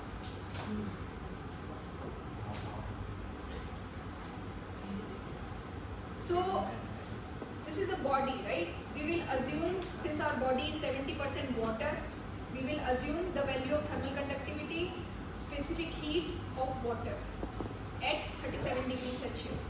So in this numerical, the value of thermal conductivity is not given, right? If I am giving you this question in your exam, I will give you the value of thermal conductivity. Okay? Normally, if you are solving at home, you can use the value of water, thermal conductivity of water, because body is 70% water. So we will use properties of water.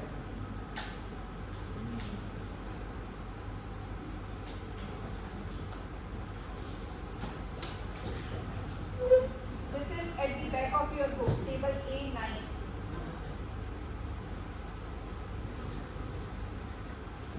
Bellingham โคตรเจ๋ง Bellingham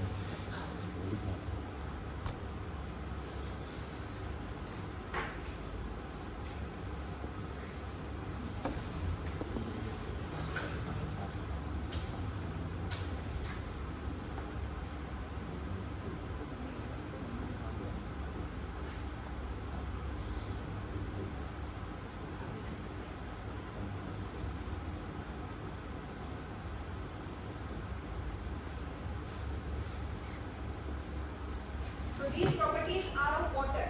I am using it because body is 70% water. These values are given in table A9 at the back of your book. อันนี้มีตามดู These are given in the question.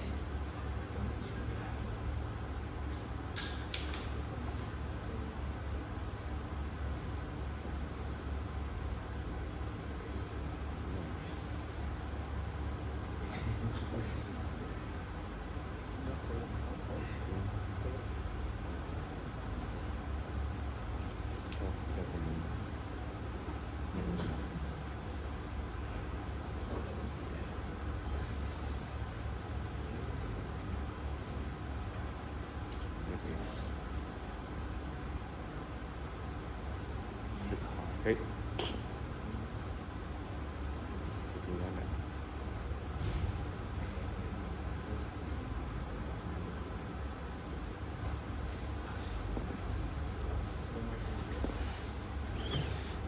ดูได้เป็นจริง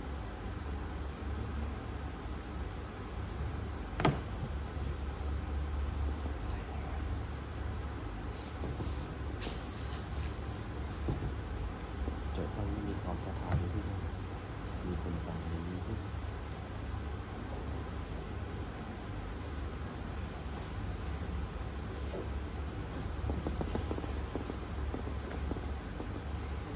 แอนรถไฟถึงไหนแล้วแอนรถไฟถึงไหนแล้ว เฉยๆเลยจ่ายช่วยเหรอ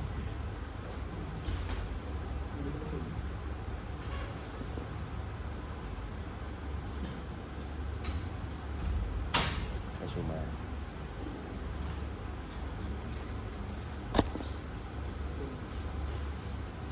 อาเจนโกงนะเพื่อนอาเจนโกงไหมอาเจนโกงอียิปต์นะเพื่อน โกง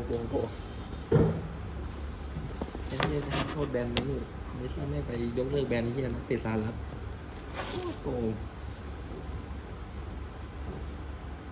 อียิปต์เสียใจแน่ไม่ใช่อียิปต์ไปเนี่ย ไม่เชียร์ เอาเชียร์ประเทศอะไรเนี่ย เชียร์ฝรั่งเศส โอ้โหจบเลยที่ไปเลย นักเตะมันนี่ เว้นเหรอ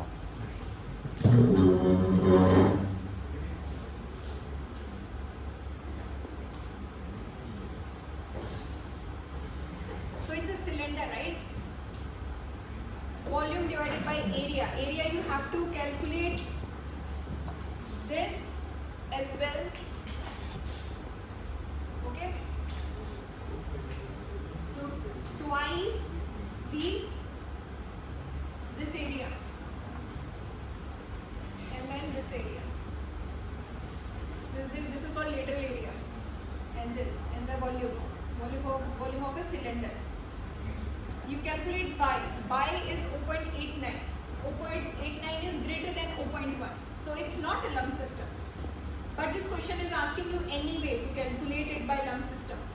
So we are going to calculate it by lump system. Okay? เอา But you should not. The answer will be not correct. And they have mentioned it. It's going to be a rough approximation. เราดื้อเราสิ่งต่อไปสกัมที่ลองเทนเนสมีภาษาสกัมที่ลองเทนเนสเฮ้ยอะไรวะอัลฟาได้กับอะไรเนี่ย And then this. โอ้โนเวท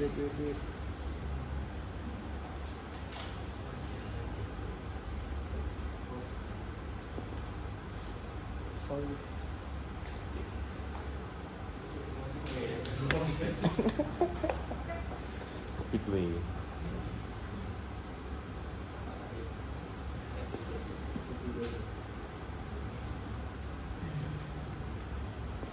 ก็ปิดเวย์นั่นโทษทีใจแน่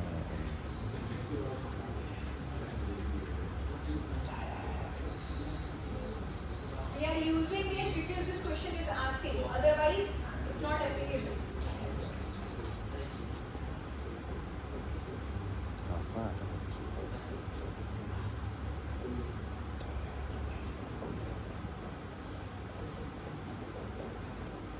This was the equation for lump system.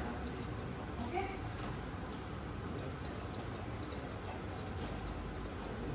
This is the temperature when they found the body. This is the initial temperature of the body. This is the temperature when they found the dead body. Okay? When they found the dead body, the temperature of the body was 25.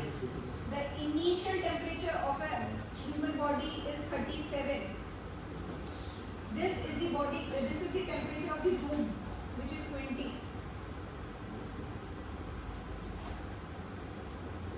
They are asking time of death. Okay, we need to calculate B.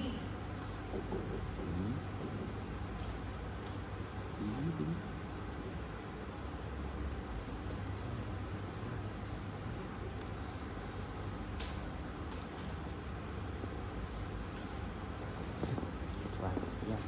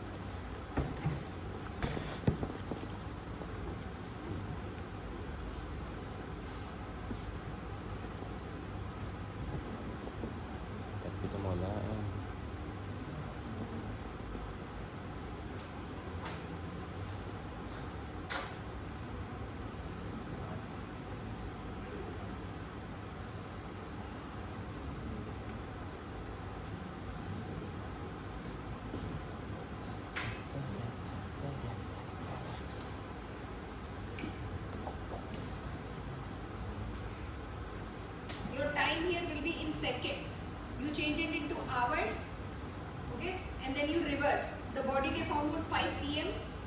It died 12.24 hours before they found it. So approximately 4 a.m. 46 minutes, the person died. This is a rough approximation. Lump system is not good for this approach, but we are anyway calculating because the question is asking. Okay, now we will use the right method, approximate method. This is lump system. We should not be calculating. The biot was greater than 0.1.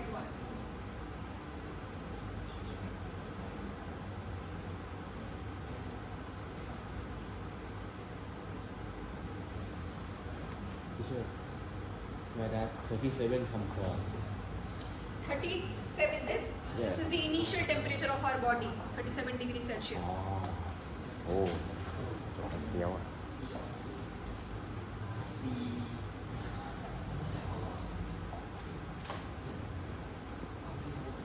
37 is like when he died, except that when he died. Normally, yes. Before dying, his temperature was 37, let's suppose. And when we found the body, the temperature was 25. Okay? And the temperature of the room where he was dead was 20 degrees Celsius. So when he newly died, he's 37. 37, and yes. They decreased. Yes. 25. Yeah. อ๋อโอเค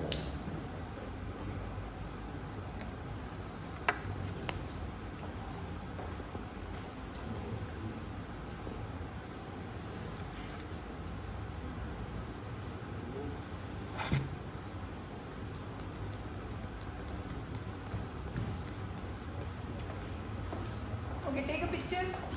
I'll remove this.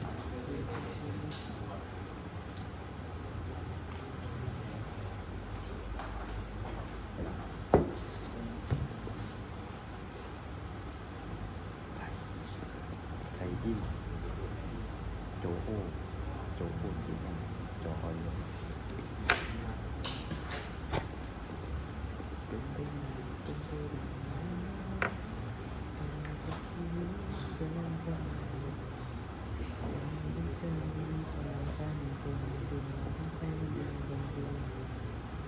anh phải เอาแบบเอาเพื่อนตัดได้เอาแบบเอาเดี๋ยวดูยังไม่ออกเลย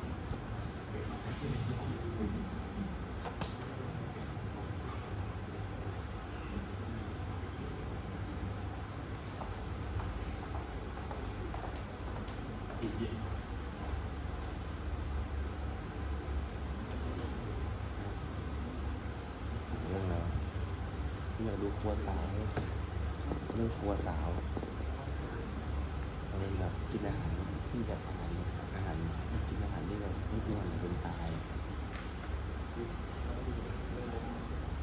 ไม่กูเราไม่เคยกูคนอื่นที่คนอื่นที่ว่าดูแล้วก็หาว่าคนอ้วนไม่กินเป็นอาหารที่ทำให้ตายไว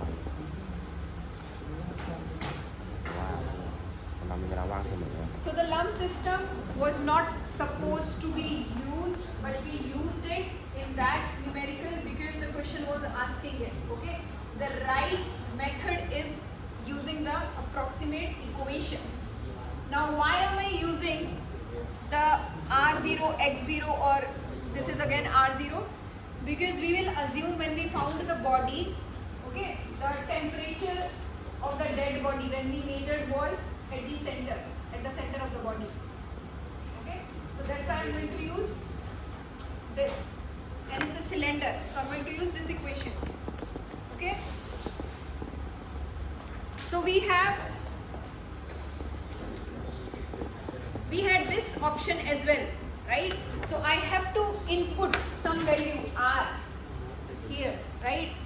If I put 1, it means it's at the surface, right? If I put 0, it means it's the center of the body, right? We measure the temperature from the center of the body. Also, don't get confused. This tau 0.2. Tau is time, not dimensionalized time. Okay? In most of the cases, your time is greater than 0.2. So you will use these equations only.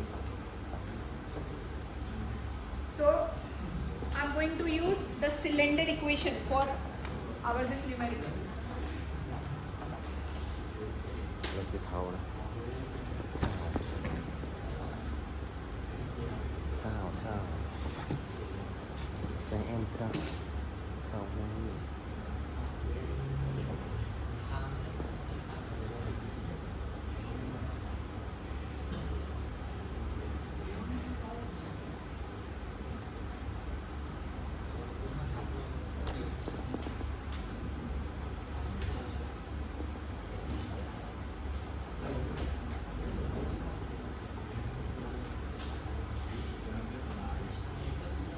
We know the value of T0, 25. We know the value of room 20. We know the initial temperature of the body 37. We don't know the value of A1. We don't know the value of lambda.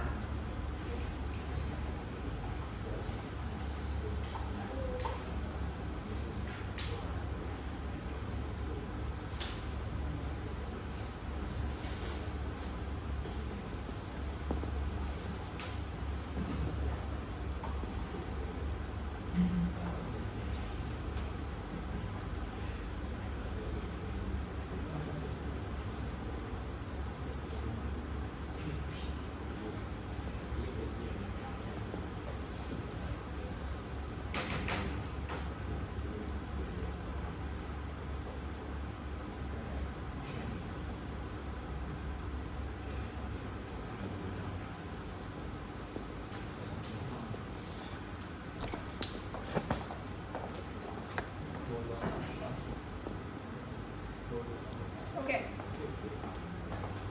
We use the lump system analysis. We use the lump system approach, which was not correct, right? We are going to use approximate solution. This is the formula for cylinder. We don't have the value of A1 and lambda 1, and in your exam, I will give you the value of A1 and lambda 1. Right now, you have the tables. Okay, you can check the value of A1 and lambda 1 from the table. Okay. A1 and lambda 1 for plane wall, A1 and lambda 1 for cylinder and sphere. You can check the value. Before that you need Biot number. So first you need to calculate the Biot number and then you check what is the value of lambda 1 and A1 for that Biot number.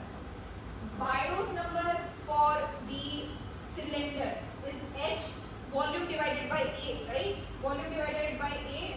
When you do that, you will get R naught. R naught divided by K. Your Biot number is 1.944. So you see here 1.944 around here, right? For this value, the value of lambda 1 and A1 for cylinder. Okay? หวานเจี๊ยบเลย Understand how I'm getting the value of A1 and lambda 1? นั่น This is table 4.2. จะยกเหรียญได้ยากเล่นได้ ต้องไปบอกว่า ใช่ขอโจมดิโอ้มีโจทย์เลยนะ ไม่ให้เรา เอานึกว่าได้ของเพราะเราเกรงใจเจ้าของ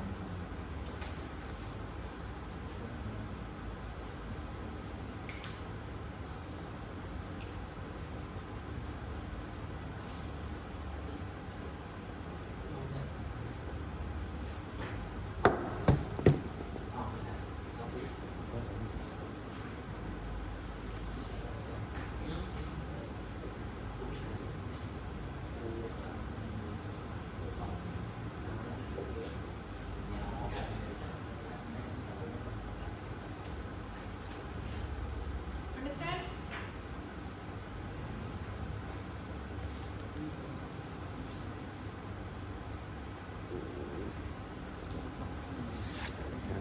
ที่ให้มา You have the value of A1 lambda 1, just input here, A1 lambda 1. You have these values and we are calculating tau.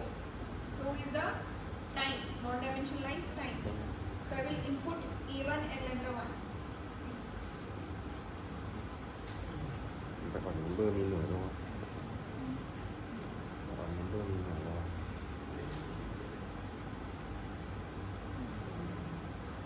หน่วยไปกดนัมเบอร์ไง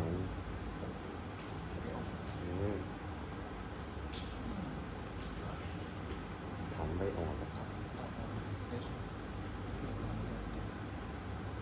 ตอนนี้คุณชื่อเ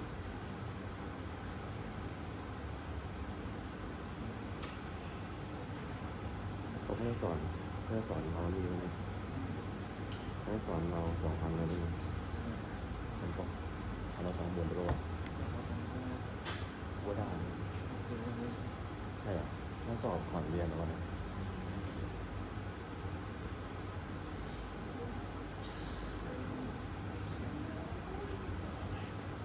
ลงทุนเหรอไม่เท่าคืออะไรเวลาหาไม่ได้ฮะเวลาอะไรไม่ใช่ทีอ่ะ ไม่พูดดีไม่ใช่ข่าว แล้วทีเล็กไม่มีอ่ะ ใช้เป็นอะไรข่าว ไปฟิตเนสก็งงแดกกล้าไม่ทันเลยกูโม่เลย เข้ามาว่า เอาไข่ต้มมาแต่ไม่กินข้าวอ่ะคงเป็นได้เพื่อนมันได้กินข้าวคุณเสบียงดูคุณมีไข่ต้มมัน4 ถุงซื้อมาม่าใส่ไข่ต้ม4 ถุง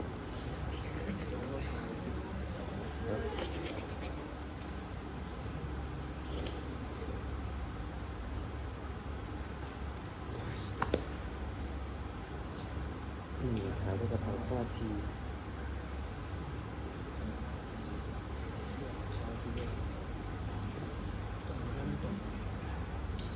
So this is one way, right?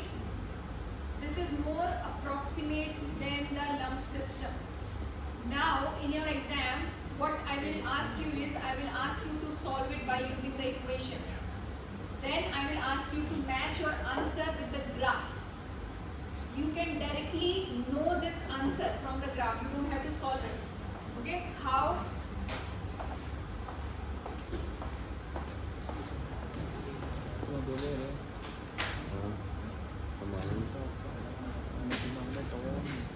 There was the scientist Hessler. Okay? They first discovered these equations, right? But of course calculation is a little bit difficult, right? The other way is you can get the same answers by just looking at these charts. Okay? So let's suppose this chart, you have the value of tau, x-axis is value of tau. These lines are value of 1 divided by biot number. Y-axis is this, theta, temperature. Capital T is temperature. Non-dimensionalized temperature, tau is time, non-dimensionalized time, and this is biot number. So either you use the equations or you just look at the chart. You will get same answers. Now be careful. This chart is for plane wall. Okay? This chart is also for plane wall, but you have x-axis, different things, y-axis, different things, and then the lines are also showing different things. In this one as well, biot number, this is showing you some position and this is showing you the temperature. These are for plane walls. So you have 3 graphs for each shape. 3 graphs for plane wall, 3 graphs for cylinder, and 3 graphs for sphere. Okay. So I will show you the graphs for cylinder since we are solving cylinder, right? So in your book, it's like this. These 3 diagrams first are for plane wall. Then these three diagrams are for cylinder. You see the diagram there, it's for cylinder. What we are trying to calculate by using the equations, we are trying to calculate tau. Tau is time, non-dimensionalized time. So in these three graphs, we can use this graph, tau, to calculate tau. If we have the 1 divided by pi, and if we have this value, we can check what is the value of tau, right? So can you tell me the value of theta?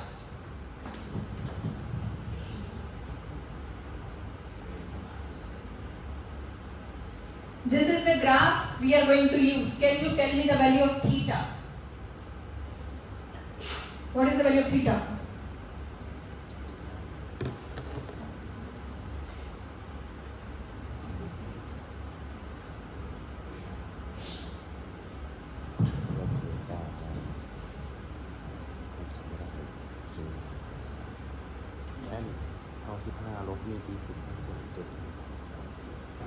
What is the value of theta?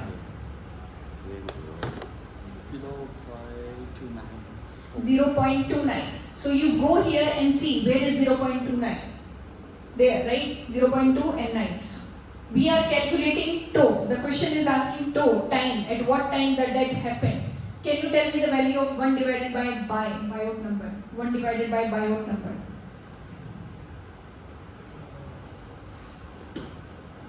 What is the value of 1 divided by pi?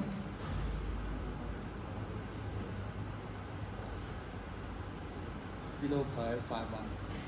Now can you tell 0.51? 5.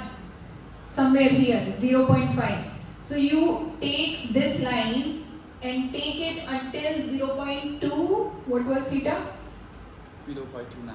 0.29, and then match what is the value of tau. Understand? Understand what I am trying to do? First I will calculate 1 divided by pi. I will pick that line and I will take it up until the value of theta. The value of theta in this case is 0.29, and then I will match the value of tau. What is the value of tau? If that value of tau is equal to, in this, if the value of tau is 0.6466, right? That means our calculation is correct, right? So either you can solve it like this, or you can just look at the chart. But also when you are looking at the chart, you have to calculate the value of theta and 1 divided by pi. 1 divided by pi. Okay?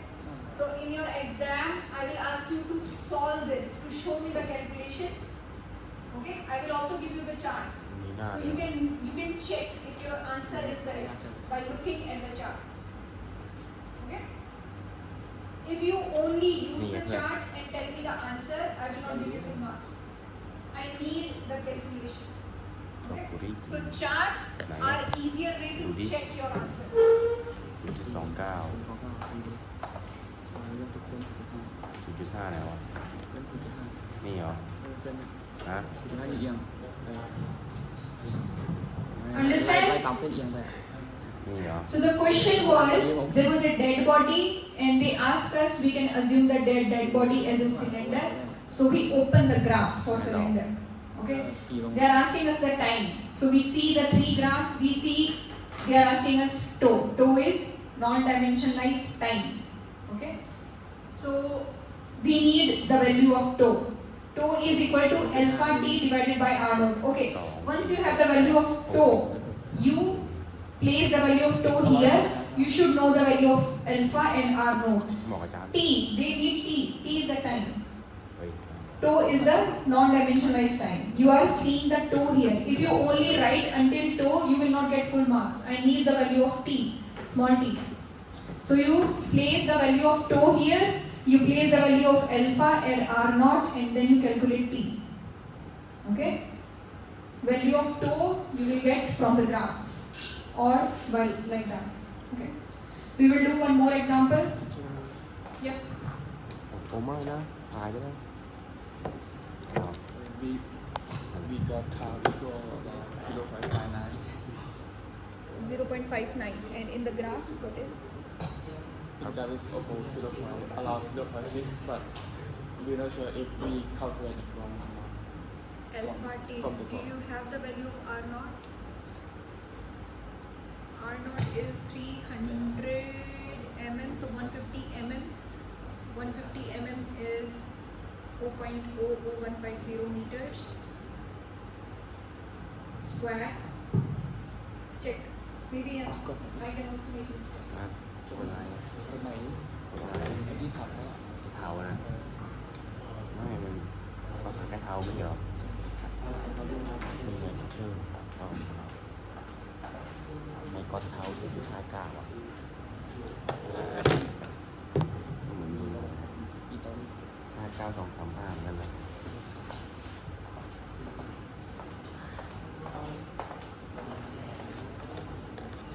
0.59, and that is 0.4. 64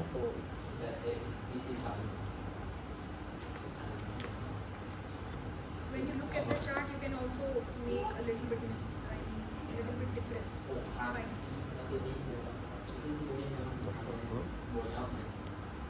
เท้าแค่ก่อนอันนี้แบบR2ตรงนี้ This numerical is not in your book. Okay, so when I solve it, take a picture. We will use both methods. We will first solve it by using the equation, then we will match our answer with the charts. Okay, this is what we are trying to do.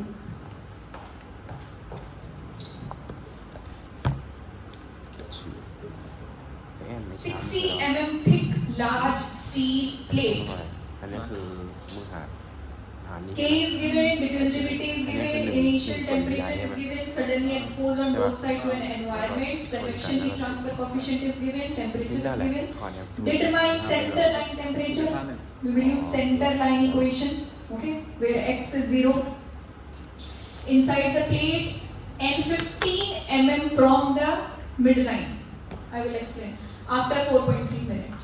Determine the center temperature. We need to calculate temperature. This is not in your book. I am solving it in the class. I can give you in the exam.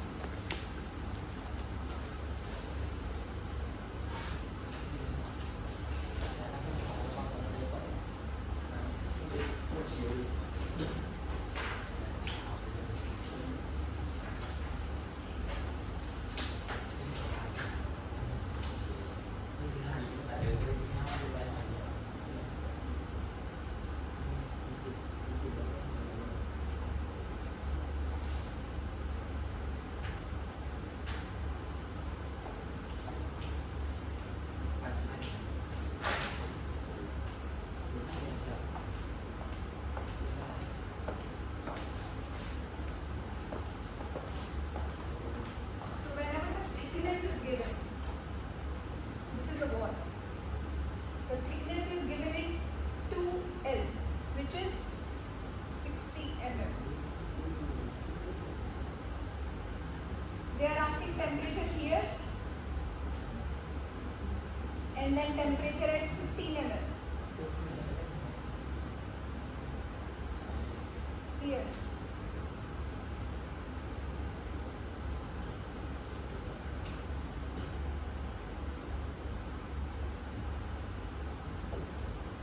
Okay. This is okay.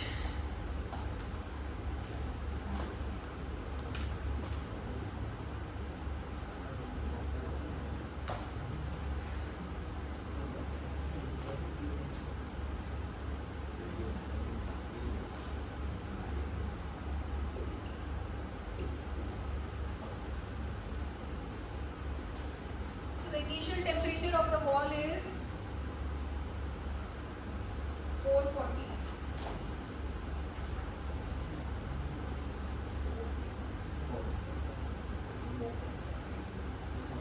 And then we expose it to the environment. The environment is 50 degrees Celsius. Okay.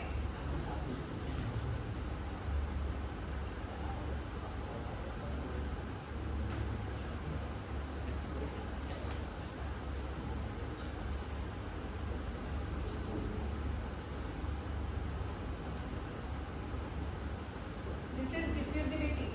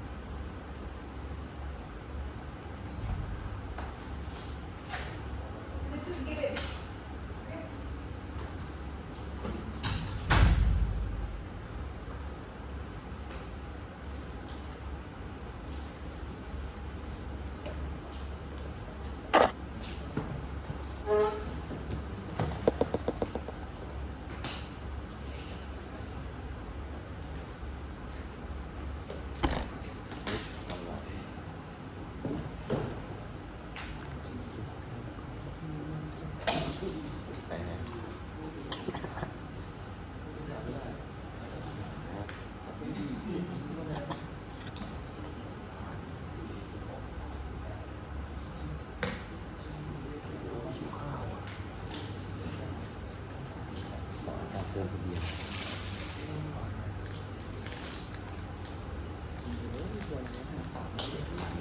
ป้าทำอะไรไม่ได้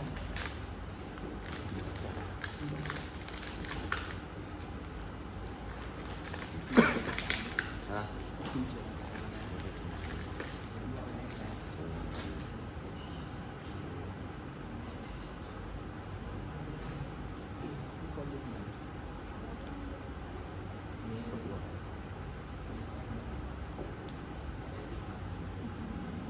เจ็บไหม เล่นไป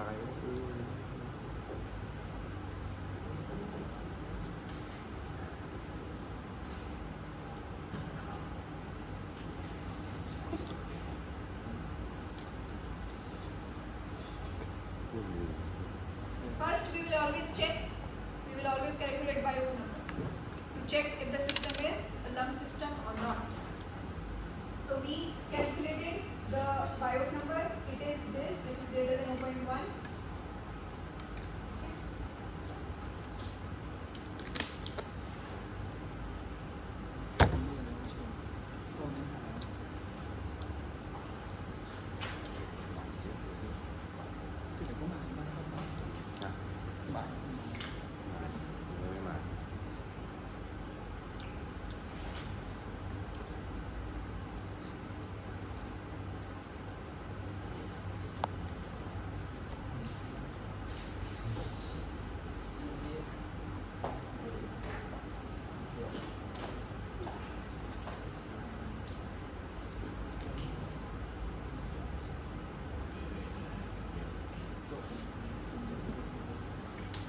Steel plate เนี่ยเดี๋ยวเป็นเพนวอน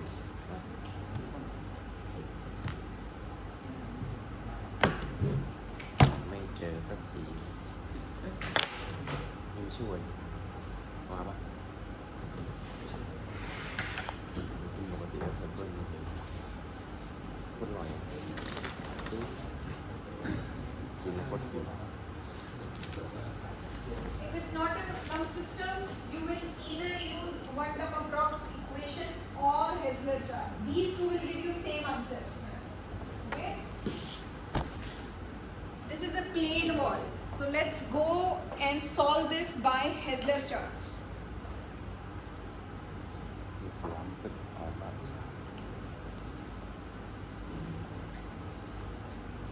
I'm going to use Hessler chart. Okay. I'm not solving it by one-term approx equation. So in this question, they are asking temperature at the center line. Okay. Here.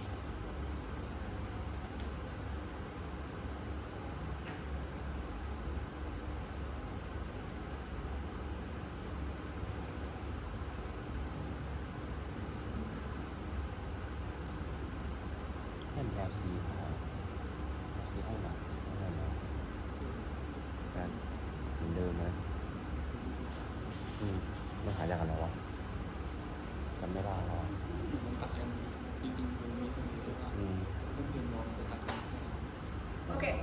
เออ So we are using this graph, plane wall, right? We need to calculate center temperature, which is T0. Okay, in a plane wall. So we need value at the y-axis. We can calculate this. We can calculate for the blue line. Blue line, let's start with blue line. 1 divided by y.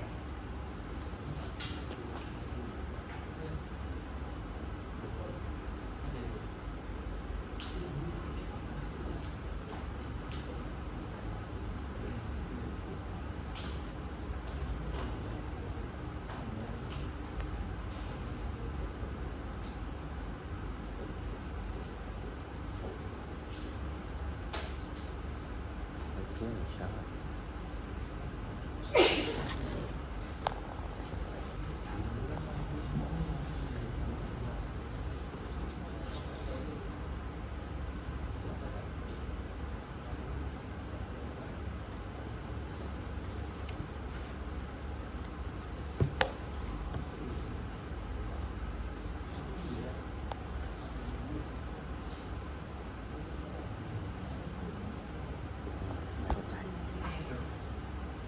ไม่เข้าใจ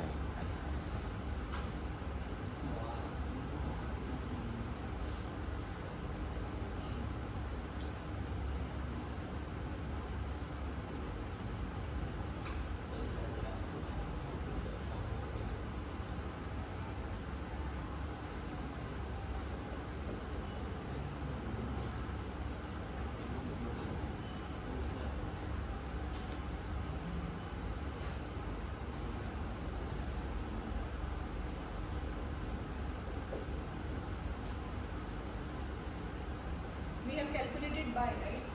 We need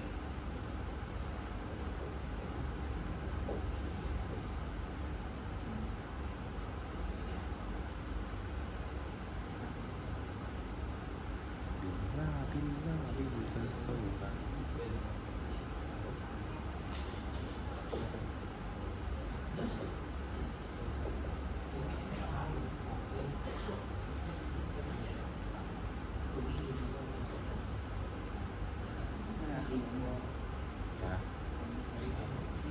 ทำอะไรฮะทำไมอ่ะทำไมเท่าแล้ว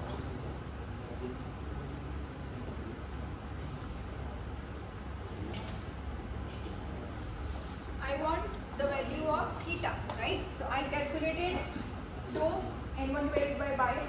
I got 2, 3.42 somewhere here, and 1 divided by pi is 6.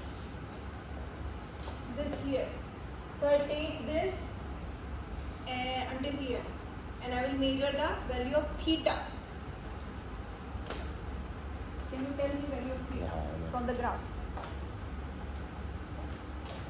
แล้วเอา43คูณไม่4.3คูณ3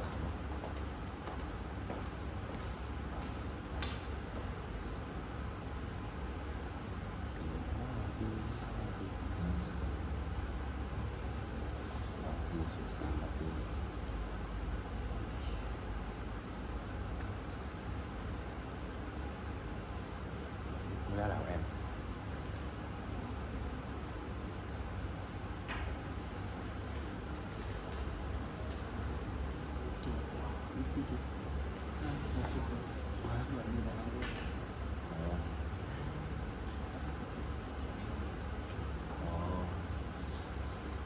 อ่านทำไมวะ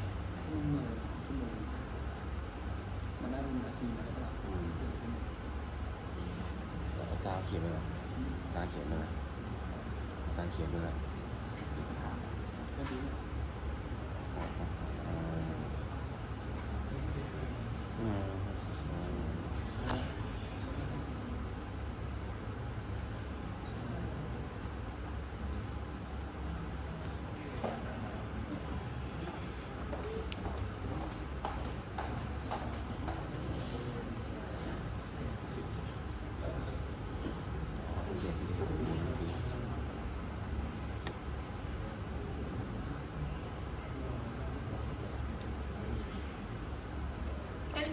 theta by looking at the graph only.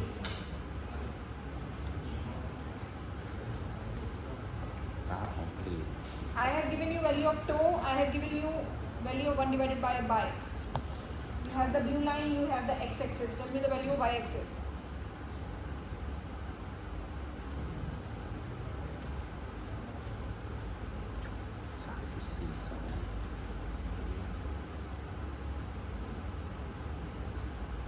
3.42 เฮ้ยไม่ใช่6.06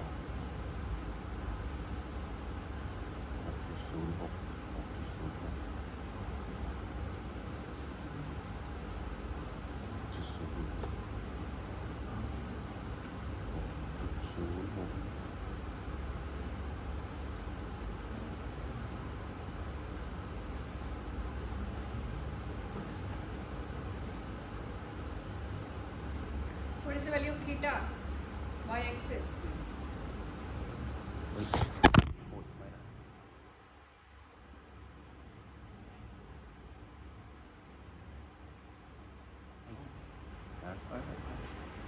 นี่ไง มันก็ลาจะเป็น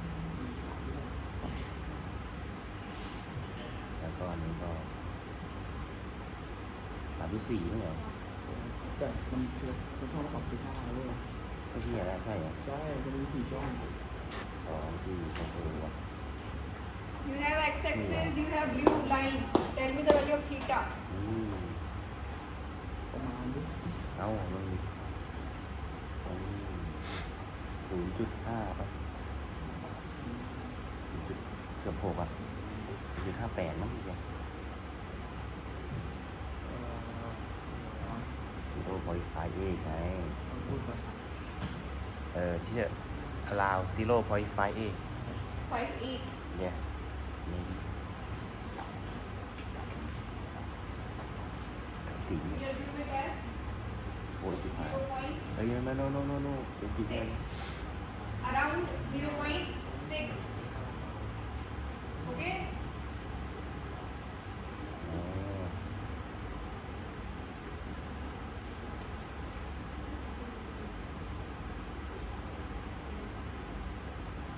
ไม่ใช่ติดที่กูเ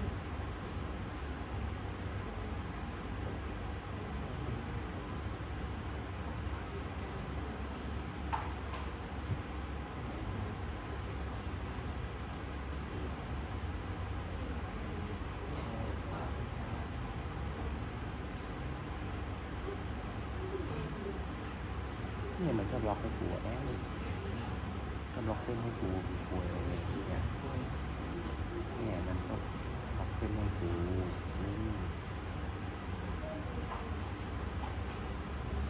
Once you have the value of theta, the work is not done. That's the value of theta here. That theta is equal to this thing. And the question is asking you center temperature. Everything else is given. Theta is also you found out 0.6 or 0.58. You put it here and calculate the value of T0. Understand? So you can also have the values just by looking at the chart. You don't have to solve the equations as well. That is also one option.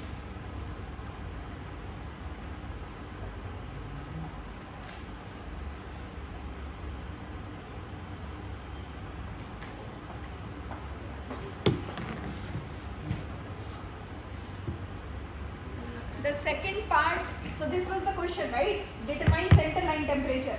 The second part is temperature inside the plate 15 mm from the midpoint. Okay, so a question like this, when they are asking us temperature at a specific position, okay, in that case we will use this chart. Why? Because this chart has the position. Understand? 1 divided by we know theta, we know, sorry, not theta, XL we know, theta we have to calculate. What is XL? L is the full length. 3 meters. X is where they are asking 15 mm.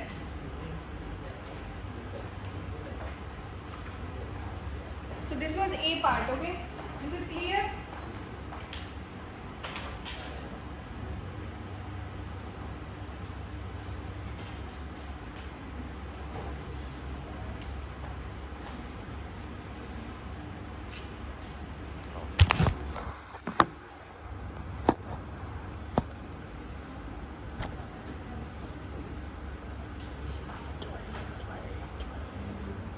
Chơi đuôi, chơi đuôi.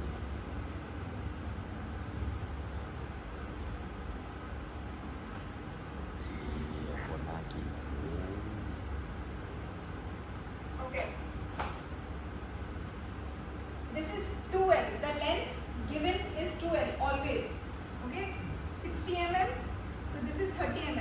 The second part of the question is asking what is the temperature at 15 mm from the center line. So somewhere here. Okay.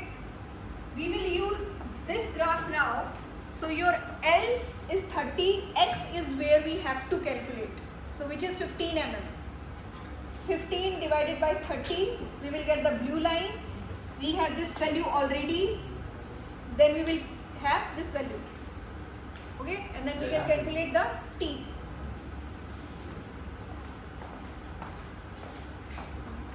เป็นเรื่อง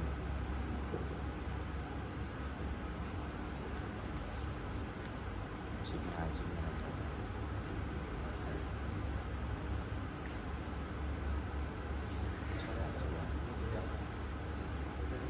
ชิมกันมาแล้วมาเพื่อนก่อนเพื่อนสองกันมา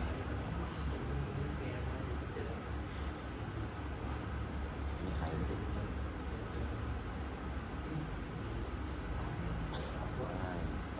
นี่ไงตัว C ตัว O โดนปิดตัว C ก็โดนปิดมีแค่รอดอะไรอย่างรอดไม่ได้นะรู้รอดไม่ได้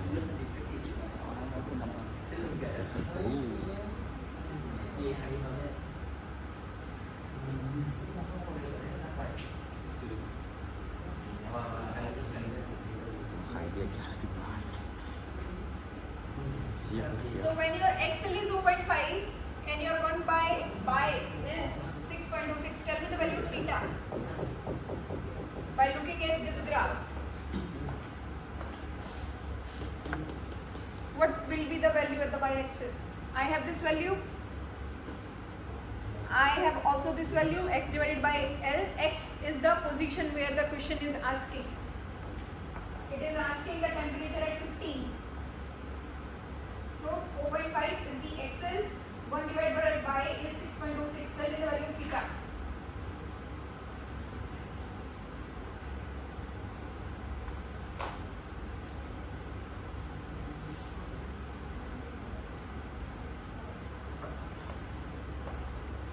Tell me this value.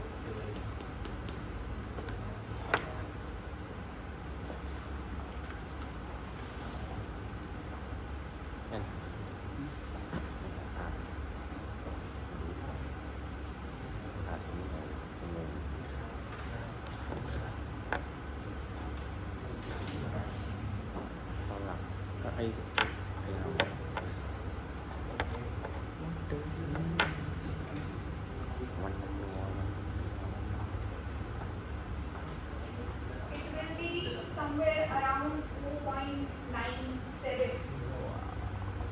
Then from here you can calculate the T, which will be 276.98. จะรู้ได้ไงลงมาจะเป็น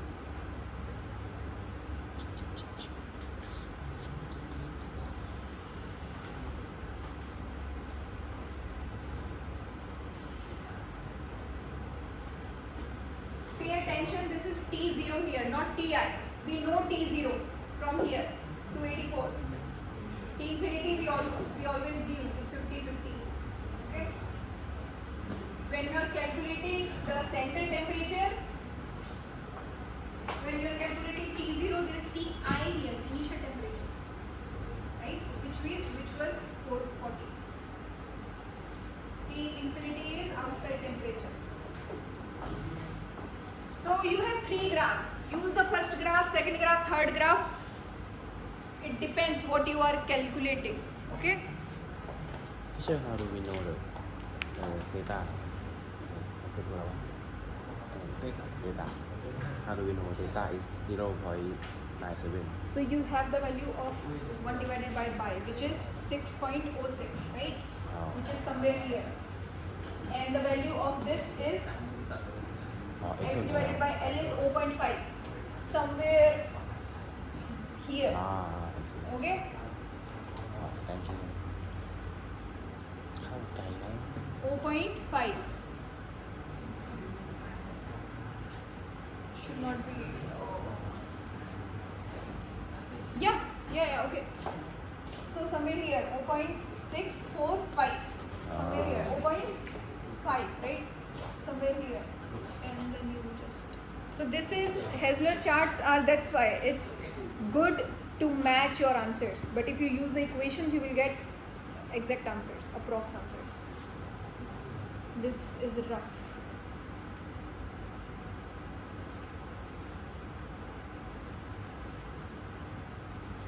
So depending on what you